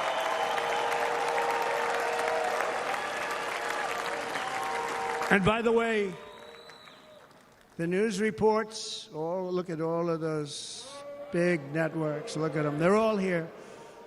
But every one of them has said this could be the most organized, best run, and most enthusiastic convention of either party that they've ever seen. Every single one. Wait a minute. Every convention has about the same number of people. I Yeah, mean, and the these press are conventional- supposed to come. Conventional halls It's true. only There's hold love a in certain the number of room. There's people. great love in the room. Also, I don't see anybody up there. No. Pretty I mean, standard the size point is- for a convention. and So the I point is better to have the finish press there. strong. Otherwise, we'll blow it, and we can't let that happen. What? Now, this was great. All of the great people that spoke, and everybody hit a home run. I mean, there's not one that I can think of where I said, oh, gee, that wasn't great. Every single person. I refuse to be the only one. Don't do that to me. They're already getting ready. See, I gave them an idea. Now, this was a great convention. This was, I think we're actually going to go home and miss it. You know, usually with first of all, look at these crowds. You'd never have this at a convention. Look at these crowds. You never have what? People? No, you have real people at most conventions. Love. It's about love. This week, the entire Republican Party has formally adopted an agenda for America's renewal, and you saw that agenda. And it's very short compared to the long, boring, meaningless agendas of the past, including the Democrats. They write these things that are hundreds of pages long, and they never read them after they're done. There is no In their case, Republican fortunately, they platform. don't read them because they're pretty bad. It's a series 2020, of bold they had no promises that platform. we will swiftly implement when you give us a Republican House. And Mr. Speaker, thank you very much. We have our great Speaker of the House with us tonight. Mr. Speaker, thank you very much. Thank you. Not going to say his name. A Republican Senate, we have many senators here. And send me back to our beautiful White House just a few short months from now. We're talking about just months.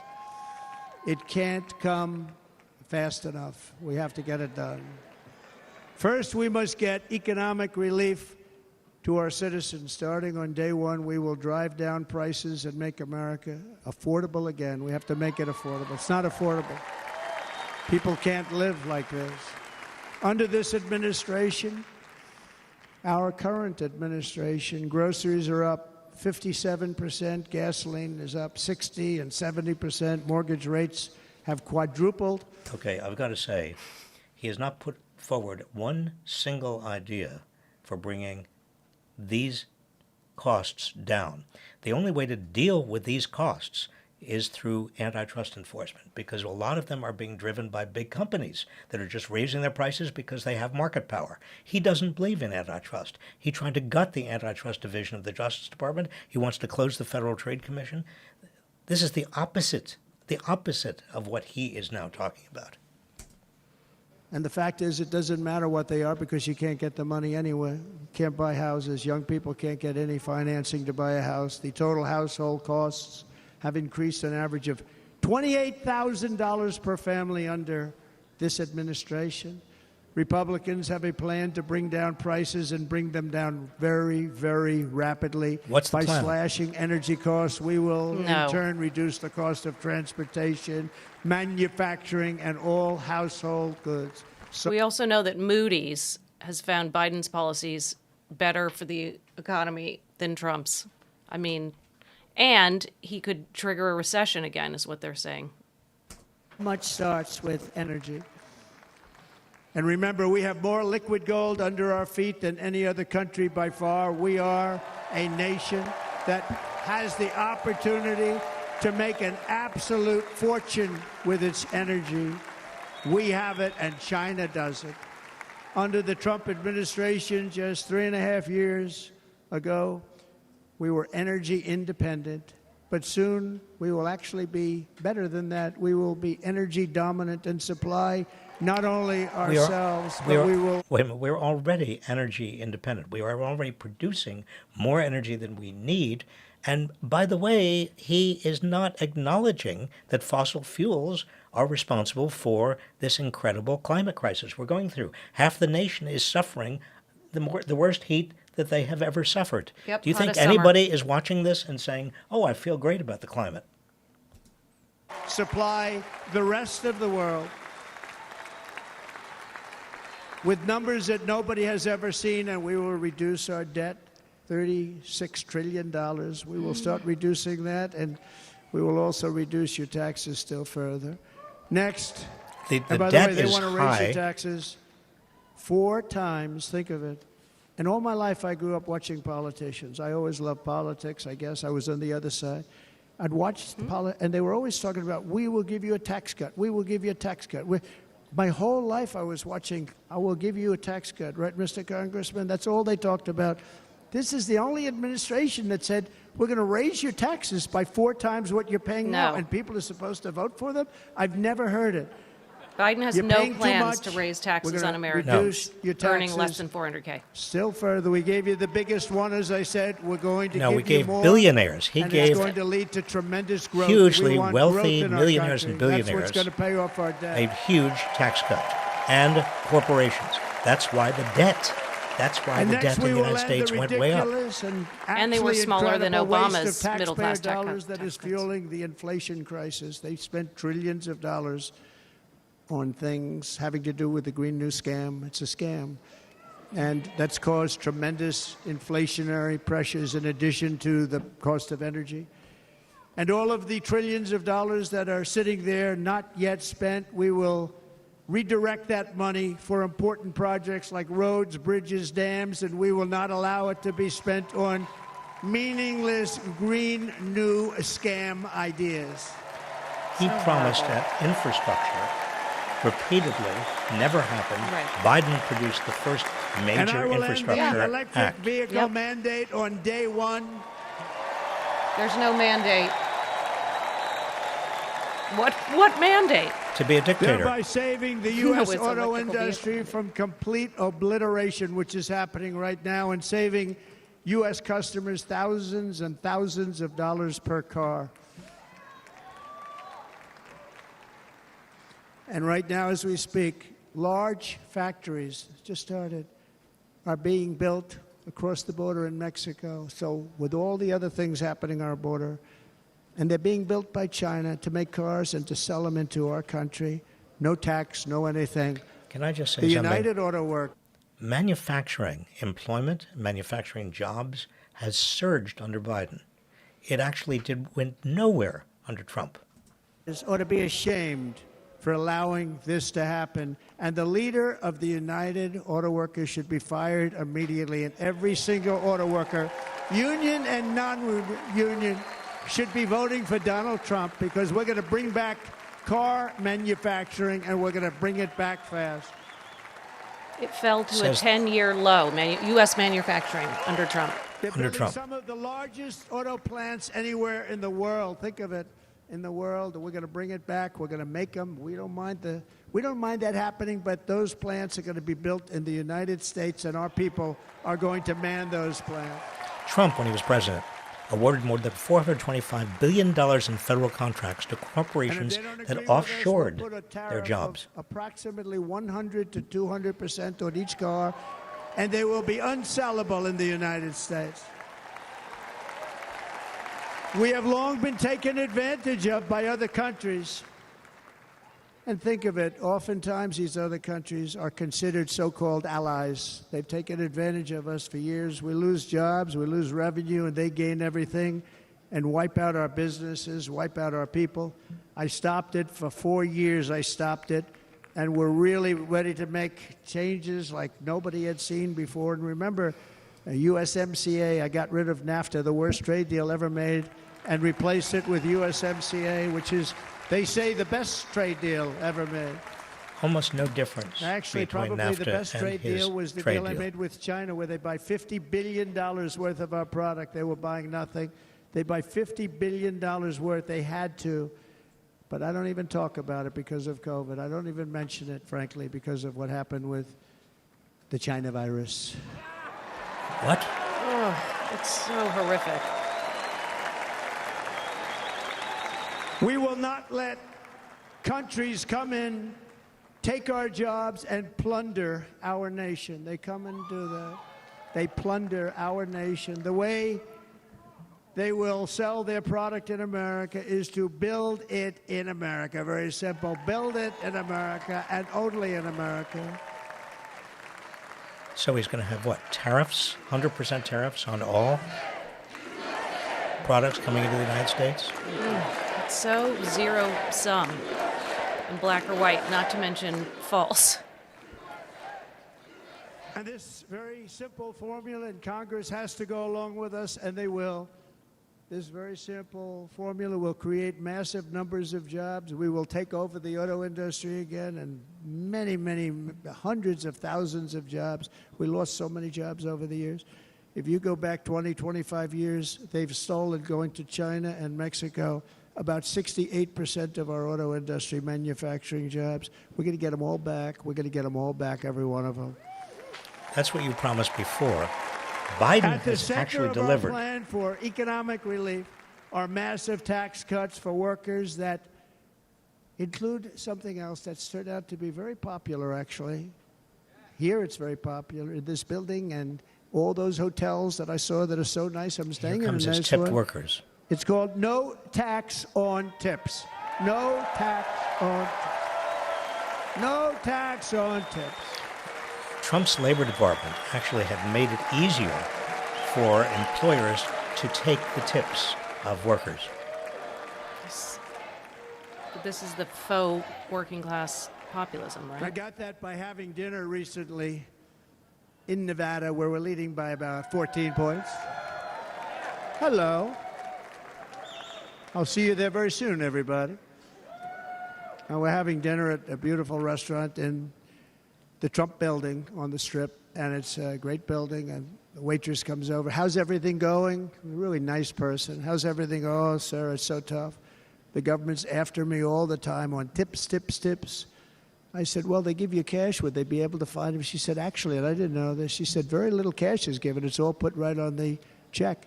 And they come in and they take so much of our money, it's just ridiculous, and they don't believe anything we say. And they've just hired, as you know, 88,000 agents to go after them even more. Those agents, by the way, have been going after millionaires and billionaires. This shows and bringing the level in of huge amounts of revenue. Real revenue. They hire consultants, they pay millions of dollars. But I said to her, let me just ask you a question. Would you be happy if you had no tax on tips? She said, what a great idea. I got my information from a very smart waitress. That's better than spending millions of dollars. And everybody loves it. Waitresses and caddies and drivers and everybody's a large group of people that are being really hurt badly. They make money, let them keep their money. I'm going to protect Social Security and Medicare. Democrats are going to destroy Social Security and Medicare because all of these people, by the millions they're coming in, they're going to be on. Okay, let me be clear. If you are an immigrant who's here illegally, undocumented, you cannot draw any Social Security, but you've got to pay into Social Security. Right. We debunked this at the debate. You and I are getting repetitive. Social Security and Medicare and other things, and you're not able to afford it. They are destroying your Social Security and your Medicare. Under my plan, incomes will skyrocket, undocumented inflation immigrants will vanish completely, jobs will come roaring back, and the middle class will prosper. Undocumented immigrants have paid in about $27 billion more into Social Security than they've got back. That's $27 billion that is supporting Americans who are here legally. I mean, like this is never, ever before, and we're going to do it very rapidly.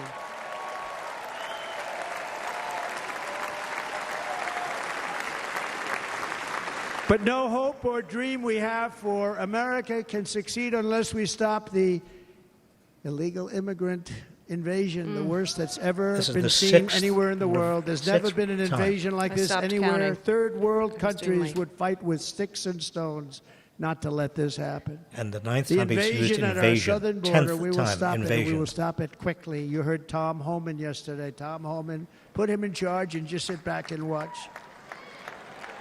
Demagogue.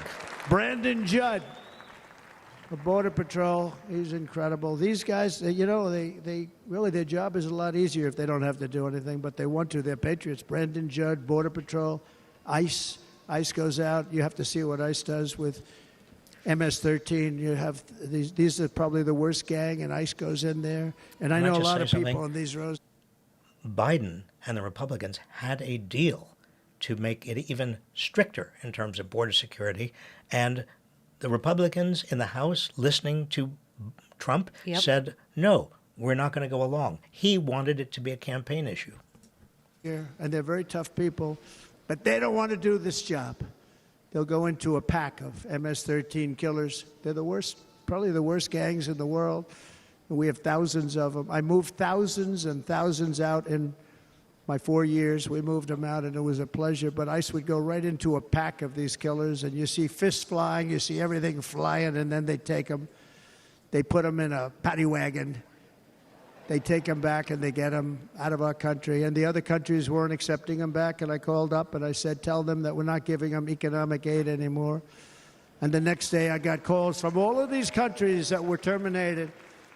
Billions of dollars we spend on economic aid to countries that does us, frankly, no good. And the next day I was called by everybody. I couldn't take all the calls. Sir, what's the problem? I said, you won't take your killers back that you sent in caravans into America. You won't take them back. Well, sir, if you'd like us to, we would give very serious consideration to doing that. What is happening? So when he says, and sir, within 24 that's hours, one of his biggest they tells. were being taken back for Here years. we go, lying. on a And lie years. story. When I first came on a in, tall tale. they said President Obama tried to get him to go back, and they wouldn't accept him. They'd put planes on the runway so you couldn't leave the plane. They'd close the road so you couldn't take the buses. They'd all have to turn back. As soon as I said no more economic aid of any kind to any country that does that, they called back and they said, sir, it would be our great honor to take MS-13. We love them very much. This is We love the them worst, very much, sir. We'll take most them. dangerous form of demagoguery. At the heart of the Republican platform is our pledge to end this border nightmare and fully restore the sacred and sovereign borders of the United This States is the of 15th America, and we're going to do allusion that to on the day one. border. Illegal border crossings are down with this said invasion. That means two things on day one, right? Drill, baby, drill, and close our borders. What happened to dictator? You know, Heather, not a single American has been killed by a terrorist crossing our southern border And or by any the border. way, and I think everybody as a Republican, as a patriot in this room, and most Democrats, we want people to come into our country, but they have to come into our country legally. Legally. Less than 4 years ago, I handed this administration the strongest border in American history.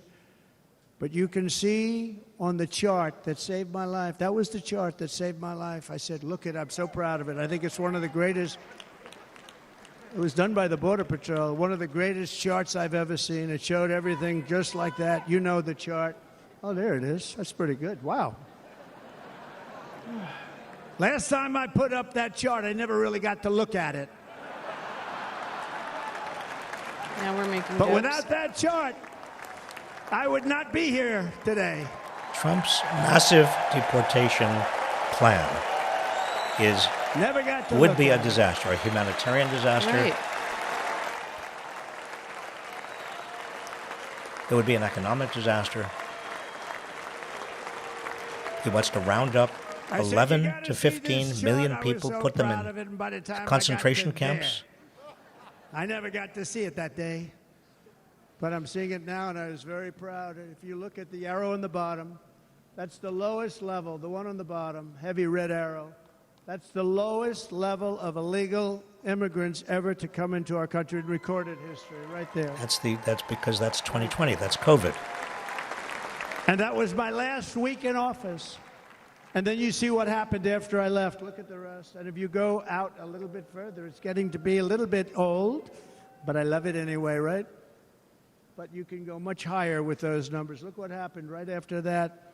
The invasion began. We had the opposite. We stopped the invasion. But the invasion that we stopped was peanuts by comparison to what happened after I left. Look at what happened after I left. They took over our country.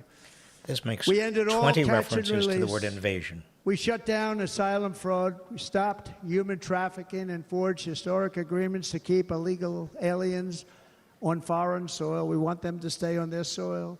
Under the Trump administration, if you came in illegally, you were apprehended immediately and you were deported. And you were went put in, right back. if you were a child, you were put in a cage. The current administration terminated every single one of those great Trump policies that I put in place to seal the border. I wanted a sealed border. Again, come in, but come in legally. You know how unfair it is? So many people, hundreds of thousands of people, have been working for years to come into our country. And now they see these people pour into our country at levels that are unprecedented. It's so unfair. And we're not going to do it. We're not going to stand for it. They suspended wall construction, ended remain in Mexico. We had a policy, remain in Mexico. You think that was easy to get from the Mexican government? But I said, you must give it to us. If you don't give it to us, there will be repercussions, and they gave it to us. That's exactly the policy we have right now. Canceled our Safe Third agreements, demolished Title 42, implemented nationwide catch and release. That's catch and release, where we catch them and release them into our country. We catch them and release them into Mexico. There's a slight difference. And took 93, this is the previous administration, 93 executive actions to throw open our border to the world. The entire world is pouring into our country because of this very foolish administration. The greatest invasion in history is taking place right here in our country. They are coming in from every corner of the earth, not just from South America, but from Africa, Asia, the Middle East. They're coming from everywhere. They're coming at levels that we've never seen before. It is an invasion indeed, and this administration does absolutely nothing to stop them. They're coming from prisons. They're coming from jails. They're coming from mental institutions and insane asylums. Not true. I've got to say this. The press. Immigrants are 60% less likely, as a percentage, to commit crimes than are people who are born in the United States. Right. Also, this is just a smear. There is no evidence that people are coming from mental institutions or jails, which is his other favorite thing to say. It's always on me because I say this. Has anyone seen Silence of the Lambs? The late, great Hannibal Lecter. He'd love to have you for dinner. Not his joke. That's insane asylums. They're emptying out their insane asylums. And terrorists are coming in at numbers that we've never seen before. Bad things are going to happen.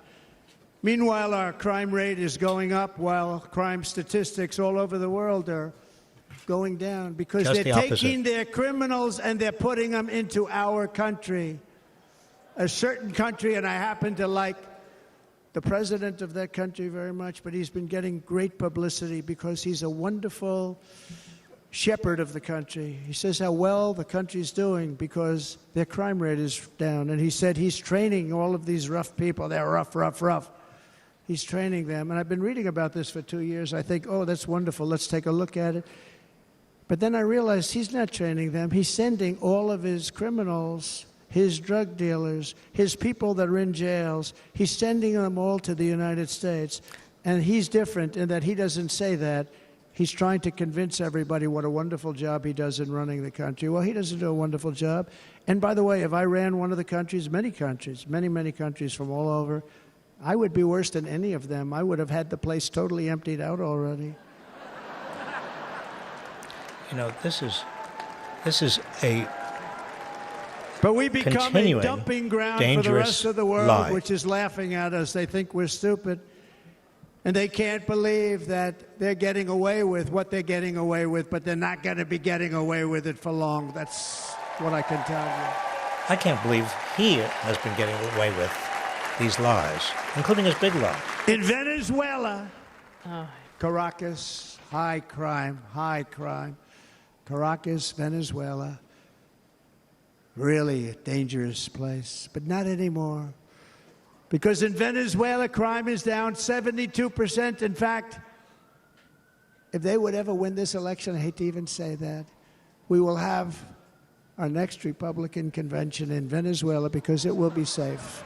Our cities, Wow. our cities will be so unsafe. We will not be able to have it there in El Salvador. Murders What are down happened to by unity? 70%. Why are they down? Now, he would have you convinced that because he's trained murderers to be wonderful people. No. They're down because they're sending their murderers to the United States of America. This is going to be very bad. Not true.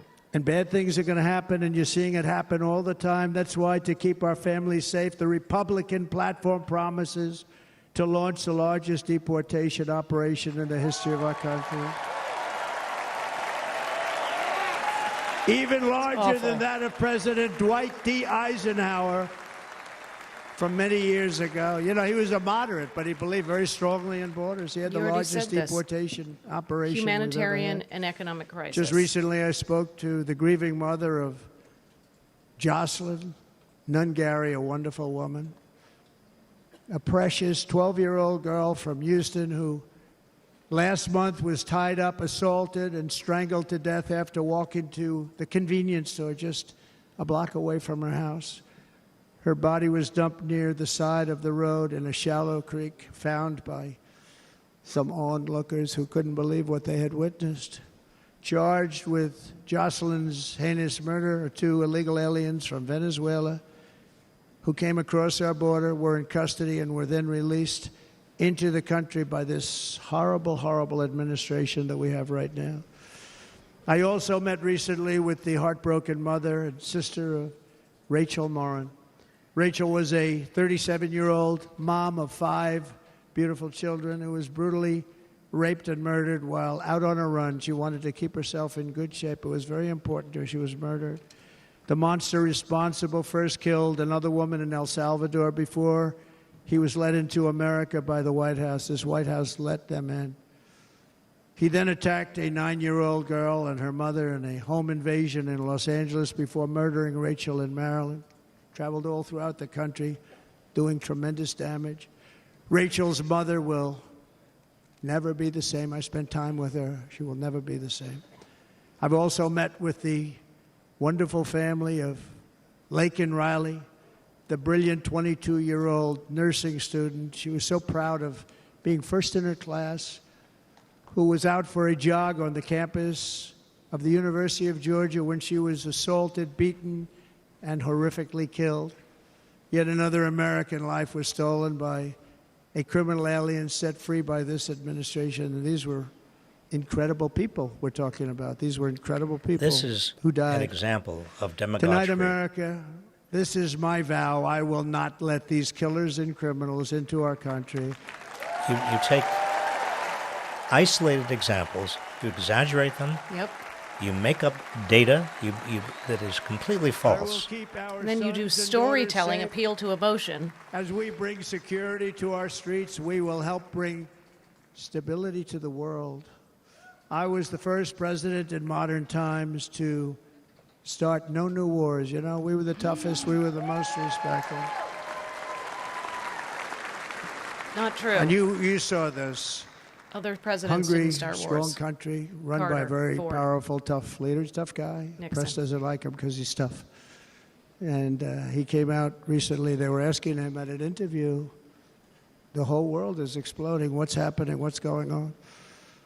Viktor Orban, Prime Minister of Hungary, very tough man. Viktor Orban, a He liberal said, I don't want democracy. people coming into my country and blowing up our shopping centers and killing people. But they said to him, tell us what's going wrong, what's happening, what is it? He said, there's only one way you're going to solve it. You got to bring President Trump back to the United States because he kept everybody at bay. Orban is the most He right-wing used a word I authoritarian wouldn't use because I can't use that word. Because you'd say it was braggadocious. head of state The press would in say he was Europe. a braggart. I'm not a braggart. But Viktor Orban said it. He said Russia was afraid of him. China was afraid of him. Orban. Everybody. Orban just went to visit Yeah. Putin and Xi. Orban is really the model for the right-wing conservative movement in the United States, the democracy He movements. was just at Mar-a-Lago. Yes. Was afraid of him. Nothing was going to happen. The whole world was at peace, and now the world is blowing up around us. All of these things that you World read was about not were at not going peace to happen. under his administration. Under President Bush, Russia invaded Georgia. Under President Obama, Russia took Crimea. Under the current administration, Russia is after all of Ukraine. Under President Trump, Russia took nothing. That's because Trump and Putin are best friends. Yeah, it took our dignity. He took it.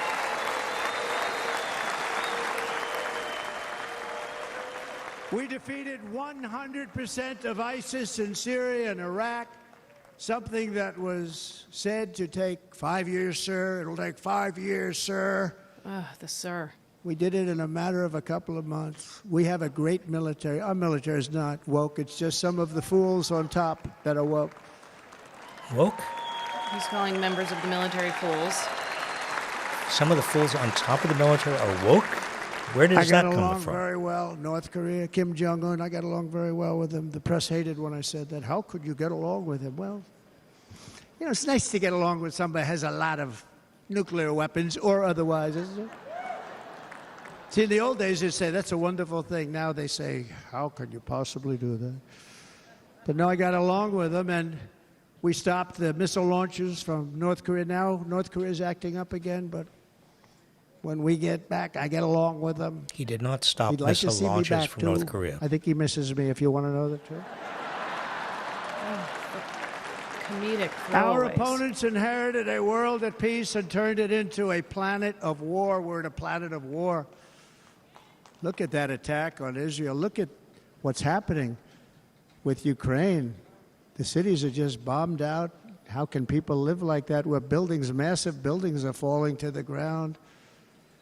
Remember when he It began delayed to the unravel aid with to the Ukraine? disastrous withdrawal from Afghanistan, the worst humiliation in the history of our country. We have never had a humiliation like that.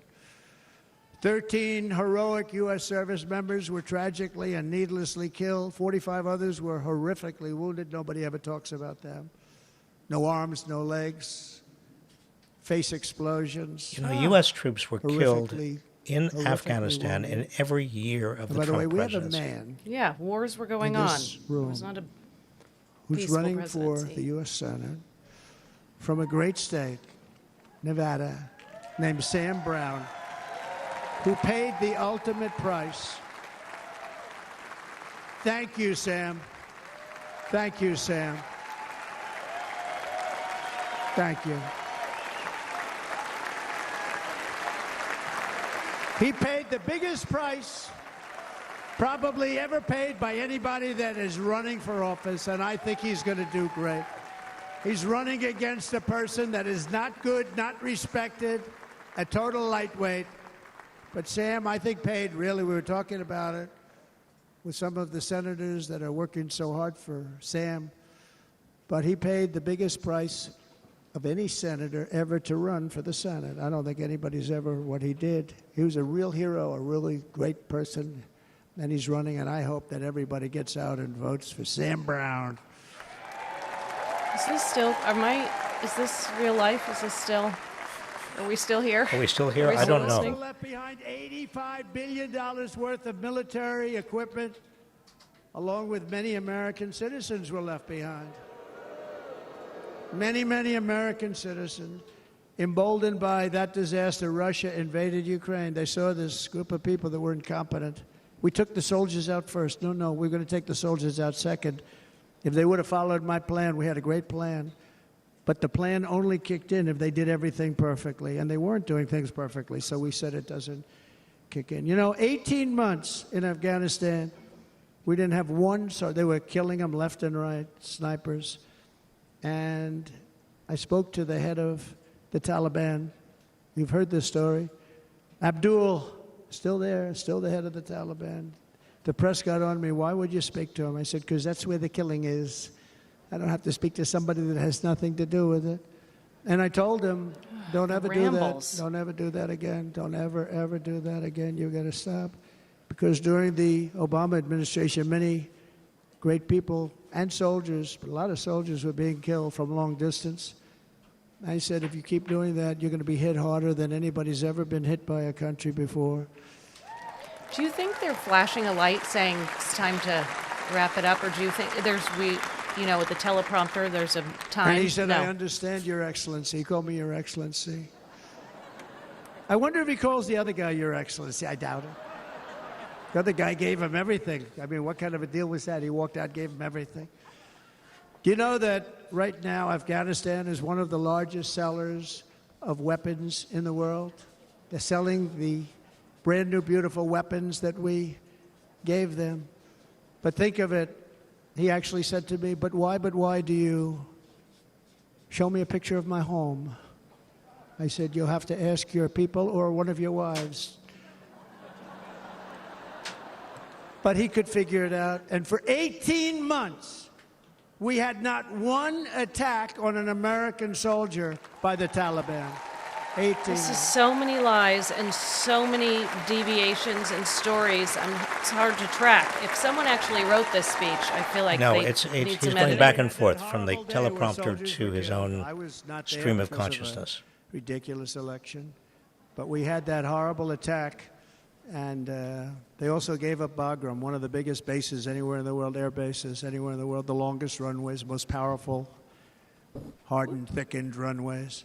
We gave it up, and I liked it not Hardened, because of thickened runway? Afghanistan. I liked it because of China. It's 1 hour away from where China makes their nuclear weapons.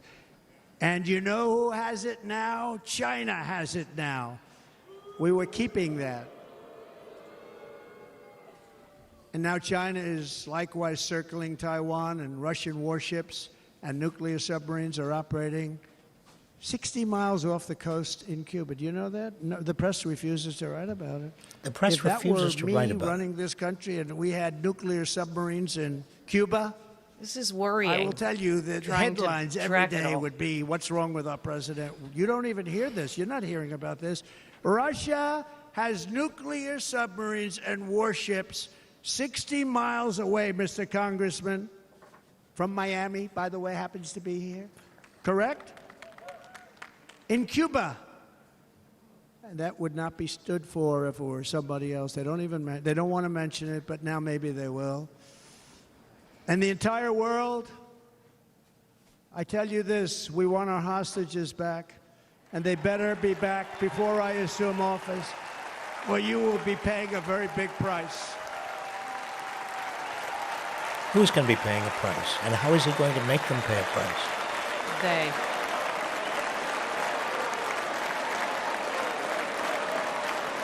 See, the subtext here is I am powerful. I am With our victory a macho man. I'm connected. I can call anyone. Weakness and chaos will be over. I don't have wars. I had no wars other than ISIS, which I defeated, but that was a war that was started. We had no wars. I could stop wars with a telephone call. Right? We I already could stop debunked that wars one. with just a telephone call. If properly stated, it would never start. We will You mean replenish like our Ukraine? military and build an Iron Dome missile defense system to ensure that no enemy can strike our homeland. And this great Iron Dome will be built entirely in the USA. We're going to build it. This is like the Star Wars USA. defense And system that Wisconsin- Reagan came up with. Wisconsin, just like I gave you that massive ship contract, and you're doing a very nice job, Governor, right? Thank you, Governor. And they're doing a great job. In fact, I had a little design change, and we gave them a tremendous for essentially what we used to He call never destroyers. says the names of these people, These which are is now worrying. the most beautiful. They look like yachts. I said, we have to take the bow and we have to make it a little nicer and a little point at the top instead of a flat nose. He's losing it. I think And the so, people too. at the shipyard said, this guy sort of knows what he's doing. We have the most beautiful ships, right, Governor? And everybody's sitting over there. And it was a big contract that everybody wanted. I gave it I to do think it's Wisconsin. But the we're going to rambles have are worrying. a lot of that built right here in the state of Wisconsin and all other states. Israel has an Iron Dome. They have a missile defense system. 342 missiles were shot into Israel, and only one got through a little bit. It was badly wounded. It fell to the ground, but most of them are. And Ronald Reagan wanted this many years ago, but we really didn't have the technology many years ago. Remember, they called it Starship, spaceship. Star Wars. Anything to mock him. But he was a very good president, very, very good. But now we have unbelievable technology. And why should other countries have this and we don't? No, we're going to build an iron dome over our country, and we're going to be sure that nothing can come and harm our people. And again, from an economic development standpoint, we're going to make it all right here. No more sending it out to other countries in order to help. It's America first. America first. Isolationism. We will unleash the power of American innovation. And as we do, we will soon be on the verge of finding the cures to cancer, Alzheimer's disease, and many other diseases. Wow. We're going to get to the bottom of it. Oh. You remember this gentleman that He I can't don't even want to come up mention with a other than health one care time I had plan. to, because when you say been the 10 promising worst, I had in to 2 do weeks. it. I didn't want anybody For to how be many years? confused. Since 2015. But this man said, we're going to find a cure to cancer. Nothing happened. We're going to get to the cure for cancer and Alzheimer's Couldn't and even so get many the other COVID things. tests We're so happening in the close to parking doing lots and the something website. great. I mean, do we remember that? But we need a leader that will let it be done. We will not have men playing in women's sports. That will end immediately. Okay, now Here we go. finally it gets to some of the unalloyed bigotry against people in the And we United will States. restore and renovate our nation's once great cities, making them safe, clean, and beautiful again. And that includes our nation's capital, which is a horrible killing field. So many things. They leave from Wisconsin, they go to look at the Washington Monument, they end up getting stabbed, killed, or shot. What? We will be very soon very proud of our capital, again, Washington, D.C. Are schools coming up? He hasn't said two. You've only mentioned them once. America is on the cusp of a new golden age, but we will have the courage to seize it. We're going to take it. We're going to make it a current. We're going to bring this into a golden age like never seen before. Remember this, China wants to do it. Japan wants to do it. All of these countries want to do it. We have to produce massive amounts of energy if we're going to produce the new. If you look at some of the things that have been done, and some of the things that we're going to do, but What? AI Now, this is incoherent. needs literally twice the electricity that's available now in our country. Can you imagine? But instead, we're spending places where they recharge electric cars. They built 8 chargers at a certain location toward the Midwest. What? 8 chargers for $9 billion. Think of them as a This is a tank for filling up this your is gas. bizarre. Think of it. They spent $9 billion I don't believe it. on 8 charges. It feels like 3 we're of on which hour didn't work. 42. And if you were going to do this all over our country, this crazy electric mandate, you're going to do this. there is and no by the mandate. Way, I'm all for electric. They have their application. But if somebody wants to buy a gas-powered car, gasoline-powered car, or a hybrid, they're going to be able to do it. And we're going to make that change on day one. There is no mandate. There's no electric car mandate.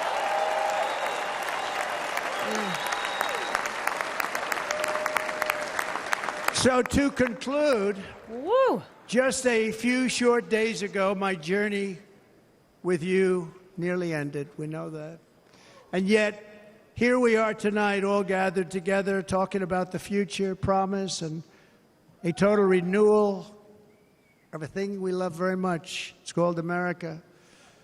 We live in a world of miracles. None of us knows God's plan or where Back to life's the adventure teleprompter. will take us. Back to I the want to teleprompter thank with Franklin regard to Graham God. for being here tonight. He's an outstanding man. He wrote me a note recently. I have a lot of respect for him. Sir, I love your storytelling. I think it's great in front of these big rallies. But, sir, please do me one favor. It won't make any difference. Please don't use any foul language. I was a little embarrassed. I said, What? He said, it won't make any difference. Actually, it does. The story's not quite as good, but I've been very good. The story is not quite as good, to be honest. Just I've got to have a chuckling. little talk with Franklin, but he was great. He's a great gentleman. His father was so incredible, Billy Graham. My father used to love taking me to see Billy Graham. My father would take me to see Billy Graham at Yankee Stadium. He had the biggest rallies you've ever seen. He was a good rally guy, too. But he'd get up, and he was a fantastic guy. My father loved Billy Graham. This is But a I lot love of Franklin rambling. Graham. I think Franklin's been fantastic, and I'm working so hard to adhere to his note to me. It feels like I'm free working form. hard on it, Franklin. But if the events of last Saturday make anything clear, it is that every single moment we have on earth is a gift from God.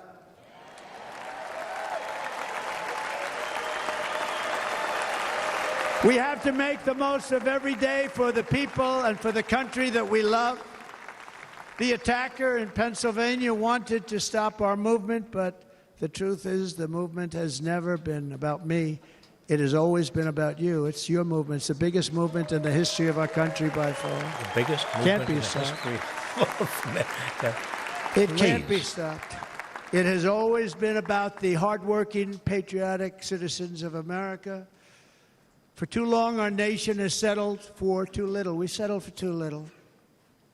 We've given everything to other nations, to other people. You've been told to lower your expectations and to accept less for your families. I am here tonight with the opposite message. Your expectations are not big enough. They're not big enough. It is time to start expecting and demanding the best leadership in the world, leadership that is bold, dynamic, relentless, and fearless. We can do that. We are Americans. Ambition is our heritage. Greatness is our birthright. But as long as our energies are spent fighting each other, our destiny will remain out of reach, and that's not acceptable.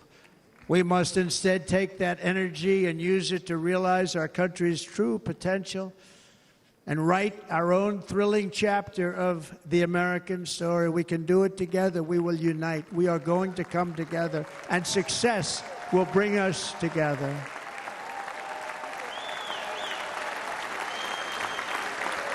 It is a story of love, sacrifice, and so many other things. So much othering. And remember the word, devotion. It's unmatched devotion. Our American ancestors crossed the Delaware, survived the icy winter at Valley Forge, and defeated a mighty empire to establish our cherished republic. They fought so hard, they lost so many. They pushed thousands and thousands of miles across a dangerous frontier, taming the wilderness to build a life and a magnificent home for their family. They packed their families into covered wagons, trekked across hazardous trails, scaled towering mountains, and braved rivers and rapids to stake their claim on the wide-open, new, and very beautiful frontier. When our way of life was threatened, American patriots marched onto the battlefield, raced into enemy strongholds, and stared down death and stared down those enemies to keep alive the flame of freedom. At Yorktown, Gettysburg, and Midway, they joined the roll call of immortal heroes. So many just so many heroes, so many great, great people. And we have to cherish those people. We can't forget those people. We have to cherish those people. It's called fallen soldiers, losers, and suckers, and building earlier tonight, monuments to those fools great at the top of people the is a military. good thing, not a bad thing. They saved our country. Building monuments to these people No is a great challenge thing, he was said. too much. No hardship was too great. This is a dog No whistle. enemy was too Confederate fierce. monuments. Together, these Big time. patriots soldiered on and endured, and they prevailed because they had faith in each other, faith in their country, and above all, they had faith in their God.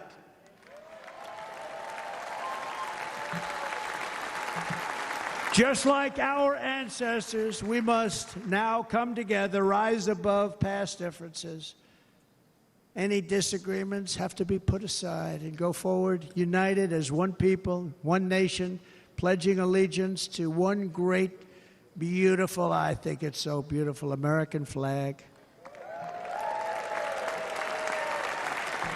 Tonight I ask for your partnership, for your support, and I am humbly asking for your vote. I want your vote. Going to make our country great again. Every day I will strive to honor the trust you have placed in me, and I will never, ever let you down. I promise that. I will never let you down. To all of the forgotten men and women who have been neglected, abandoned, and left behind, you will be forgotten no longer.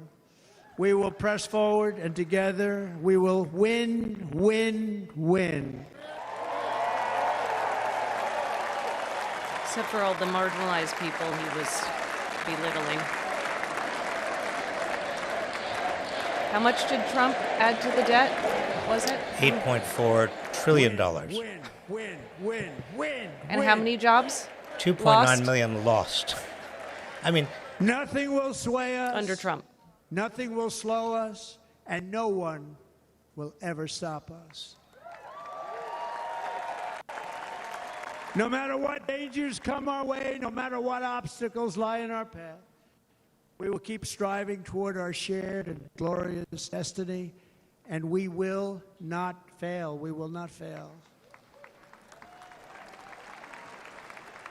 Together, we will save this country.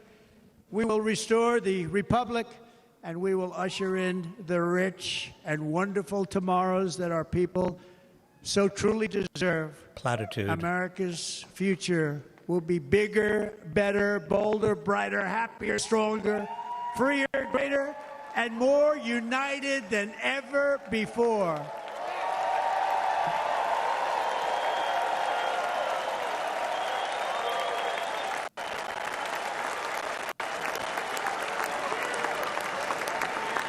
And quite simply put, we will very quickly make America great again.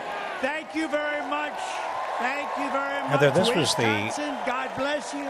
longest acceptance God bless speech you, I ever Wisconsin, and God remember. bless the 1 United hour, States of America, our 32 great country. minutes. Thank you very much, everybody. I mean, this is longer than most full-length motion pictures. I mean, Dumbo.